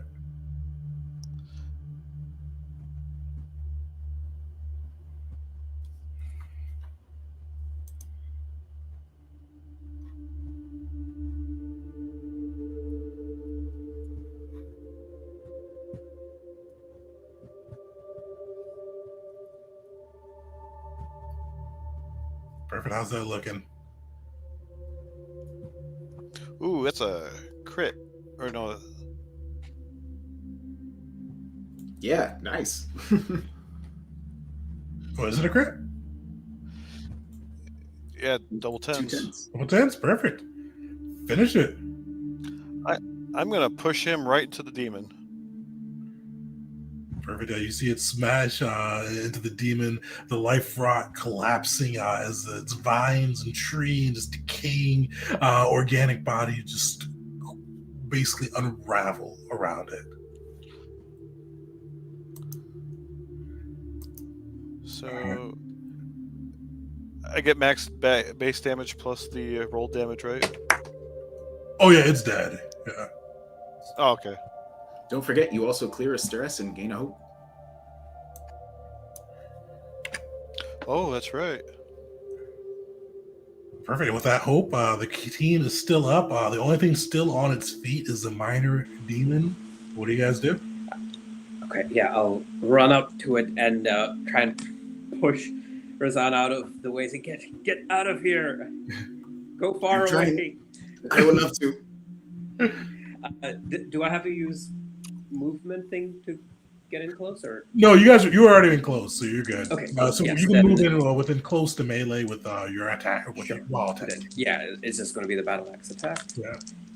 Come on. And yeah, I love the. Oh my god, I love the duality of the dice. Okay, I rolled a fear with 1 and a hope with 12. So 13. So that's 15 with hope. That'll hit. And that is 8 plus the 2 from Unstoppable, which now goes over to 3. So 10 damage. You see this thing howl out as you cleave into it. It is.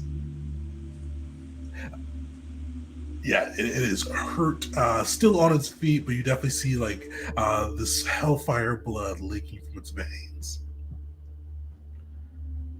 And you rolled that with hope, so the crew's still up.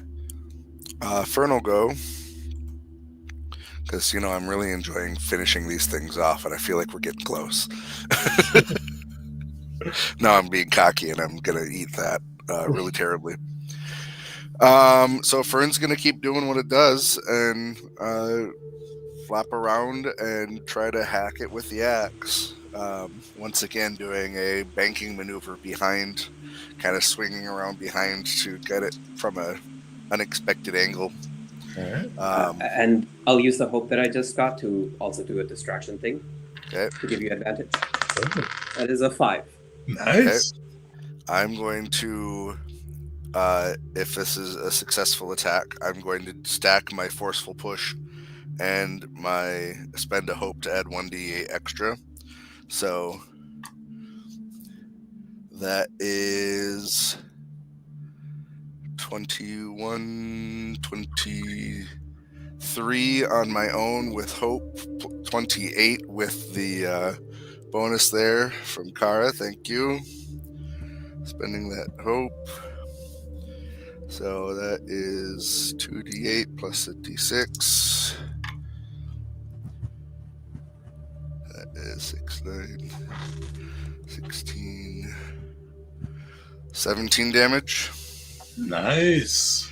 And because I haven't used it yet, my Seaborn community gives me the Know the Tide, which anytime I've rolled with fear up to my level, which at this point, of course, is only level 1, so I can only store 1 token. I've been able to add a +1 to my roll. So you know what? We're just going to go ahead and add 1 more to that damage. So whatever I just said, +1. Perfect. So that way it's already the major, so it doesn't change too much, but this thing is on its last legs there. You see the Hellfire Ichor bleeding out, staining and burning into the ground. That was with hope, so the crew is still up. Blow it over. I would like to try. Because this thing has rushed right up in front of me, I'm gonna pull out you see Razan unfurls the whip that he's had attached to his hip this whole time and crack it out at the enemy in front of me. And as you roll, if you roll failure with fear, you may have to sign your own death warrant. Hold on. Yes. A quick thing I forgot. One, that was with the forceful push, so it was moved to a close range from Fern. Yes. And two, I forgot I want to actually spend another hope on that one to make them temporarily vulnerable. All right. Well, so he's vulnerable as well. As cool as the whip would have been, I have a higher chance to hit with my crossbow. So I'm gonna just like in the moment of like as it's being launched away, I'm just gonna back up, try to make sure that my allies are in between me and it, dive over a table and steady my crossbow on that table and fire away. Are there any allies within melee range of it, perhaps? I don't think so anymore with him pushing it back. No, they're not anymore. With him It's pushing fine. It doesn't matter. I actually don't need sneak attack. I'm just gonna go for it. Okay, so 1d12 plus 2 plus the additional 1d6. Oh well, I think would you like to roll the help die from the being? Well, actually, no, you don't roll. This isn't a help. This is from being vulnerable. So I'm going to roll the extra 1d6. Yeah, so you get a d6 you get to roll, but Farron gets one as well, and you guys take the higher of the two. Oh, you're also helping me in addition to it being vulnerable? Awesome. I think somebody was. Somebody, right? I was not. Oh, you weren't? Okay, never mind. No. All right, cool. That's going to be a crit, actually. Nice. Cool. That means I gain a hope and clear a stress. You could finish him. He's got 3 HP left. I would be shocked. In fact, I think it's impossible for me to not finish. Oh, wait, sorry. With 3, hit points. I was confusing. Hit points, yeah. So you got to get 15. Well, in that case, the sneak attack would have been nice, but hey, here we are. It's just going to be a 1d6 plus 1. Yep. Oh, sorry. No, it's going to be 1d6 plus 1 plus an additional 6. Right. From the max die roll. Oh, it can't be it. Okay. Yeah.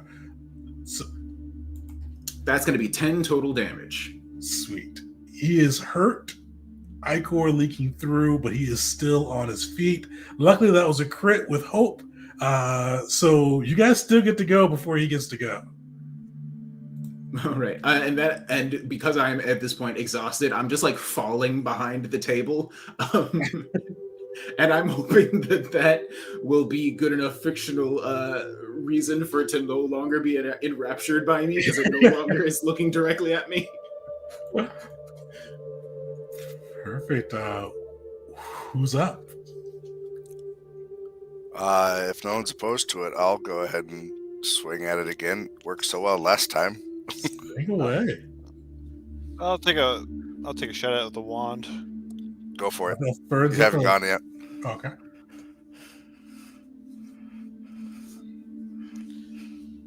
I was just waiting for Steve, but he seemed to be cutting in and out.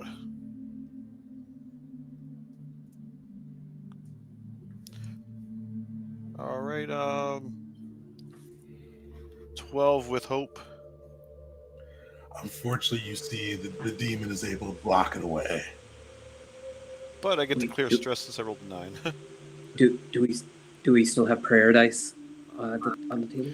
Oh yeah, we never used that other prayer die. Would adding 4 to that was a 12. That would make it 12, 16. so that'd be 60. Are you adding 4 to it? Sure, why not? Yeah. All right, that'll hit. All right. Got him. Good call. By the power of Makesh. I dedicate this battle to Makesh! Not mockery. But Thor, that will damage. hit. Actually, Fern, how do you? How does your prayers push this over the edge?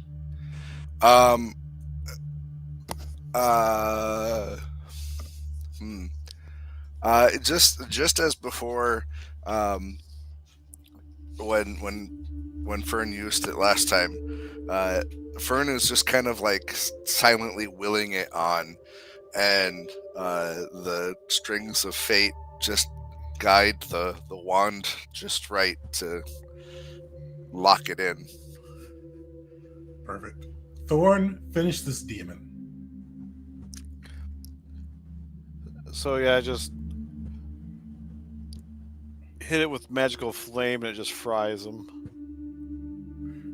Perfect. You see the demon torn up by the magical flames, and you look around, and slowly the hellish landscape that the chaos demon turned part of this laboratory to slowly starts to fade away, starts to piece by piece become back to the damp and cold stone of the dwarven undergrounds, until you're just left with the huddling form of the arisen dwarf, and the bodies of the zombies and demons, and life rots that you slayed beneath you.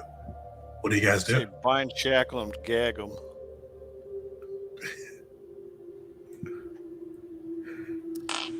All of the above. Yes. So I'll go start binding. I'll rely on. I think Yaz is the one who had the shackles to do the shackling. I must protest this. This is not fair. Stop! Leave me alone! Help! I said help! Somebody help! Fern Okay. is going to slap him across the face just with his hand. I just, this is us helping. Shut up. Put the shackles on. Well, then we just tie the gag even tighter so it doesn't, so it's just muffled sounds. Told you it's getting kinky. Is there any chance we can hear if the tornado or whatever that thing was is still raging up above us? Probably not from there, but somebody went to scope back up near the top. You realize that it did fade. Probably about the same time that the elementals appeared. Gotcha. All right. They were funneling us in here then. I mean, if they were pursuing you. Also possible.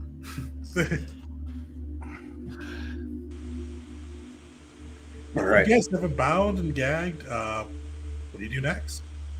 Okay. I will have them over very distastefully with the skin sloughing off and everything, and just all right. We did it. We got the what we needed, and now we just head back to the first flame.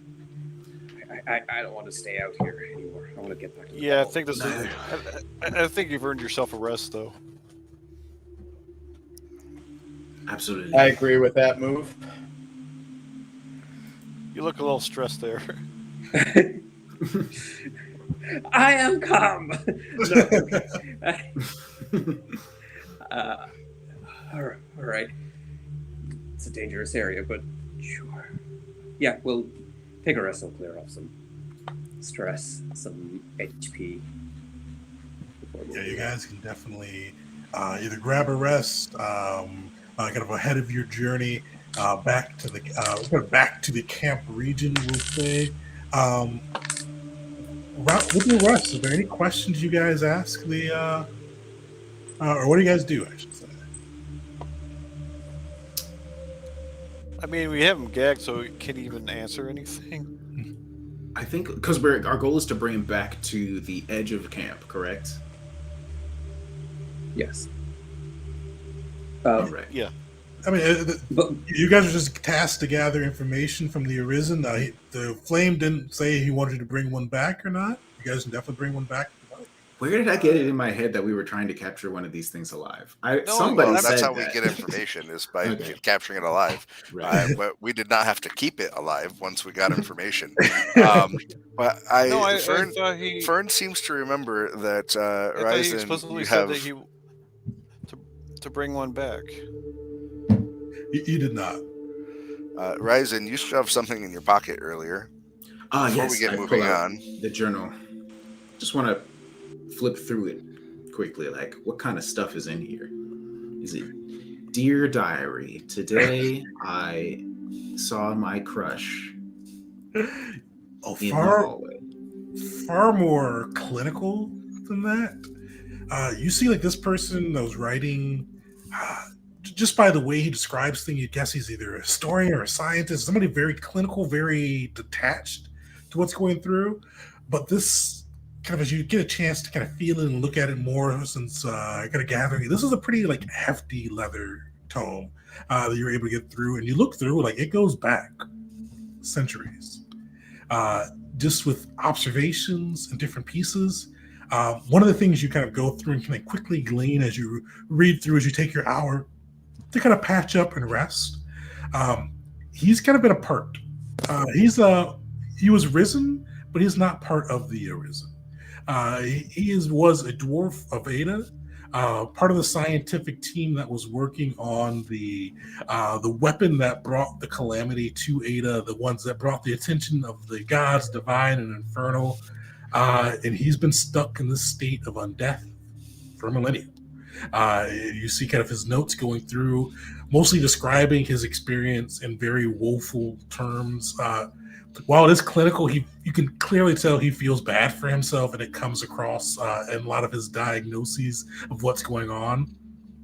But one of the pieces you go is you kind of flip through and probably flip towards the end, towards his latest entry. Is that he was stumbling around, or kind of exploring around, we'll say, the deep pit where the Ada mountain range used to be. And he came across what could only be described as a rebirthing chamber, where he found this weird, that's his clinical term for it, mix of energies. He found, it almost seems like it took a snapshot upon the land and bound the chaotic magic of Shinzo Z, along with the infernal magic of the infernal gods, and it hellishly mixed with Thana, the goddess of death's own magic, creating this hellscape beneath. He theorizes that to eliminate it, there must be some source, something that's keeping all of these magics bound together, but he hasn't been able to find it. And you see the last entry is scrawled out in hasty writing. They found me lurking. I've got to run. I've got to run. All right. I am going to copy every bit of that information. I'll say reading that out loud counts as is how I am preparing in the short rest. Like just reading this out loud to everyone, they're sort of pacing back and forth, like interesting. And my other downtime action is going to be to clear some hit points. Hopefully. Perfect. Well, you guys have, I should say we're getting near the wrap on this session, so don't worry about hit points or the pieces. Right.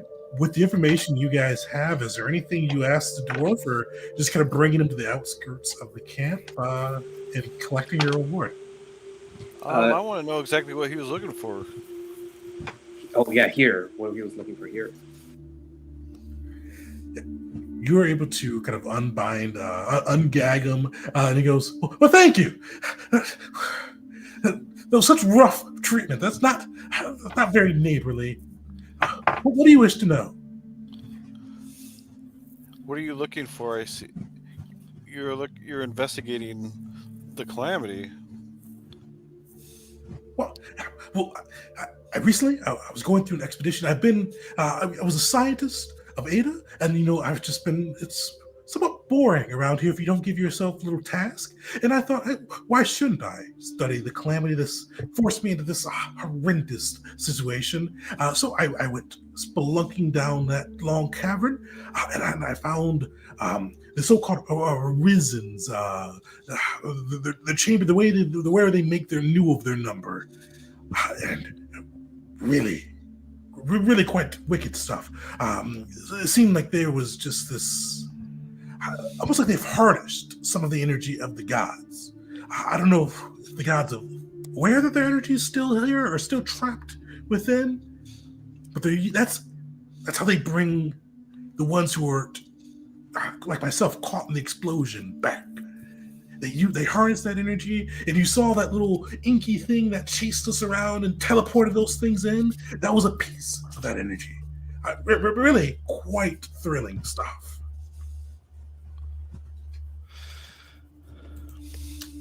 Very thrilling, very interesting. I'm See, sure. I'm in quite a predicament here. What predicament is that? My family, everything has been affected by this. This is why I look the way I am. I'm looking for a way to reverse this. I think that the stuff that you've written down may lead to that. Perhaps we can work together on this. What is your goal? Well, to study it. I mean, I've been here for about 1,003 years. So something fun to do, something interesting to research. I mean, that seems like it would be worth my time. As long as there's no more rough treatment. This is a man of my stature. This is just not unconscious. Yeah, Kara jostles him uncomfortably and then says to Thorn, "It's an undead. Nothing good can come out of working with an undead." I disagree. He has some valuable knowledge.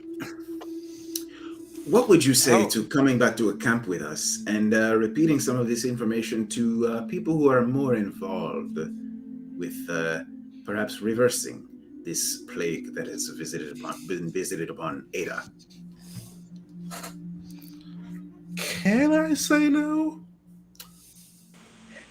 No. You shouldn't have said that. See, I was trying to make it a willing thing, but no. Unfortunately, no. You are coming with us either way. Oh, no, that was my scientific curiosity. Of course, I will come. You always have to know what outcomes of every experience. Yes, I will tell the people the things, and we'll just keep on keeping on, and I'll help you research. How is it that you don't act like the other undead, where you don't have even have like the evil tendencies? Oh well, that's somewhat inaccurate, I would say. The other undead, I've met a couple of the ones that still have their brains in there. Evil, I wouldn't say evil. Cultish and overly fascinated with giving everyone their so-called gift of eternal life. Yes, but they think it's for the benefit of everyone. It keeps. I don't know if you've ever talked to one of these people. They're so much like, why should the gods be the only ones who never die? Why should the dragons be the only ones who are endless? Such endless drivel. So much. I mean, not great conversationalist for a century. But evil, I wouldn't say that. Well, anyway, what keeps you from having that same drive that they have? Oh, I don't really care about other people. So why should we believe that you're actually going to be helpful? You said you wanted to experience something new. We can help you experience death. True death. That'd be a new experience. I guess, but that'd be the last experience. Seems a little bit. Would you say you have unfinished business? Because I have a friend here who deals with unfinished business. Well, yes, I've got a lot of research. As I said, I'm researching and researching. I mean, always researching. Great. So we give you true death. You become a ghost. You continue researching as a ghost where you can't harm anybody. And when you come up with something useful, we tell our buddy over here, and, we use that information. You and him and our friend over here will have two new spirits to talk to. So I die and I wait for you after death? Yeah. Do I get a kick in the ribs with that too? If you want me to. Don't worry about what the fairy's saying. He's talking out of his ass. I'm an insectoid, sir. I do not have an ass. But he looks up at you expectantly. Group, what are you guys? What are you all doing with your prisoner? And any last thoughts, the information you have?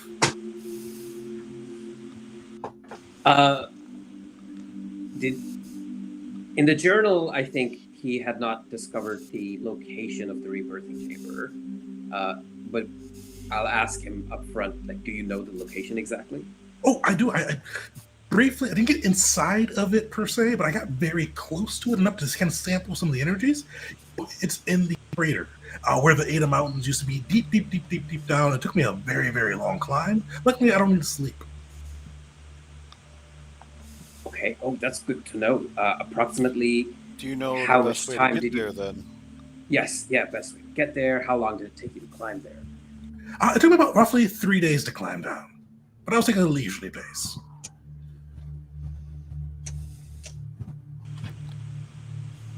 And So since people you are- training could get there half the time. Yeah.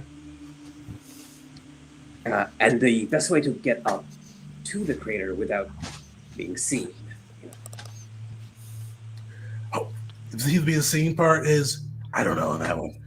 Even though I'm not with them, I look like them, and they kind of leave me alone. All right. I suppose one could try to look like them. Anyway, yeah. That's all I had to ask.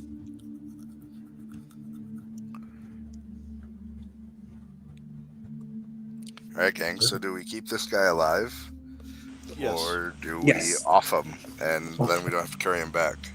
Let's take him to the first flame. The first flame may have questions that we haven't thought of. He seems like he has a lot more information than he has told us. Not necessarily because he's trying to hide it, but just he seems like a wealth of information. All right, cool. I shove the gag back in his mouth and slap him on the on his flabby dwarven ass on Kara's shoulder, and all right, let's head back out. All right. Yeah. No, After if he's the willing to questions. come with us, if he's willing to come with us, we don't have to carry him. He can walk. Oh, it's fine. I don't trust him that much. But Thorn, maybe you're right. Maybe his knowledge can actually help us out. Perfect. Well, you guys are able to carry him back to the camp, or to the outskirts of the camp, and start to dive deeper into both the knowledge in this journal, as well as from this dwarf himself. And that's where we're going to wrap our session. You guys are able to successfully gather some information on what is plaguing the island of Ada, surviving your foray into the wastelands, and confrontations with demons, beasts, and undead, and at least surviving the day. So we're going to wrap here. If anybody hasn't yet, throw your name into the chat. We got 20 in so far. For a chance to win a free PDF copy of Daggerborn. So make sure to throw that in. But before we roll, I'll kind of see what the crew thought. I know this is some people's first time playing it, but what's the group think? For newcomers, or even for those who are returning to the final product? This was my first time playing it, and I really enjoyed it. It's pretty flexible, and I mean, like, the system encourages you to reflavor to fit your character. I didn't do a ton with that, I don't think. I know we did a bit with Ryzen, with like totally changing where your information comes from, and it did not feel like interacting with your character. It didn't feel like we did any crazy changes or anything to that. So the system is really flexible, allows it to do that, and I like flexible systems. I will also say I was somewhat conservative with my hope dice. I didn't, my hope points.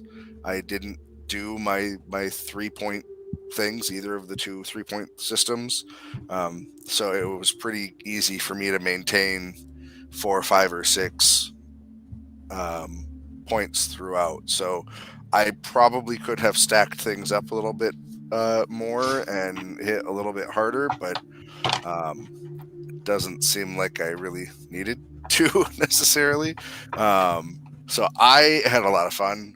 My character was very effective, the way that he was set up, and so I enjoyed it.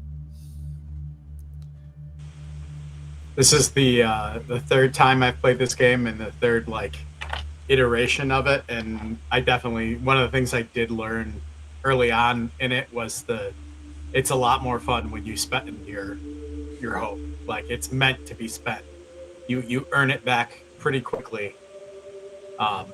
And in addition to that, I feel like a lot of the stuff that they've done, the changes that they've made, have streamlined it in a way that doesn't feel like they dumbed it down. They just like there's a lot of changes that have been made with like the armor thresholds and stuff like that. And this current version kind of is the best feeling of that, I think. Yeah, this is my first time playing as well. I'd heard a bit about the complexity of the HP, stress, armor, and all of that. So one of my questions was, is it going to be more complicated than necessary? And I don't think so. I think it. I mean, I still don't see why they didn't stick with pure HP just as a number for damage, but it's not that cumbersome to have the threshold. I guess it makes different armors stand out a little bit more. So the HP, stress, and the thresholds, it works. The fate stuff, like from using experience, I think that works as well. That it's good that it relies on a resource to make you use it. So I see the value in that. I think so. One negative and then one like positive, extreme positive, is for me. This does not seem suited for theater of the mind, and I am a zone combat like I believe in zone combat supremacy.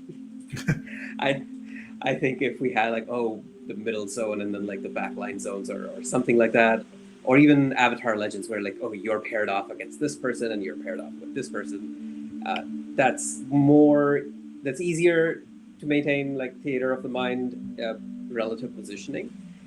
So for me, this had the same issues that I would have with Shadow Dark or any other relative positioning games, where in my mind it's difficult to like keep track of where people are as the combat moves. But on the plus side, like I set myself the goal of I will not spend my hope on my hope features, my class features, and I had a lot of fun spending hope. Like the tag team was awesome, but then so was using it for experience, so was like giving advantage to others. All of that, it added narrative flavor and mechanically like it built the teamwork. So I was very happy with the amount of ways you have to spend hope. Definitely. I'm pretty sure there's some optional rules in the book that give a little more like rigidity to the like close, very far, and gives you the option to kind of put that onto a battle map. Yeah, I think it's best run on an ungridded battle map. I was actually just about to say that. So if I did make this one of my things, like I would have like a virtual tabletop up there, not really for like a battle map, but for like be able to put like tokens in far, very far, in those ranges, just to make it easier for people to see. Yeah, same here. I am a noted theater of the mind hater. I mean, haters maybe a strong word, but I much prefer having some sort of grid. In fact, the last time I have run my experience with Daggerheart, as I ran a total of 6 sessions during the playtest. I did my session 0 for my first game in the full game yesterday, actually. Nice. But this is my first time on this side of the screen running as a single character, and I think it felt good. I enjoyed the thing.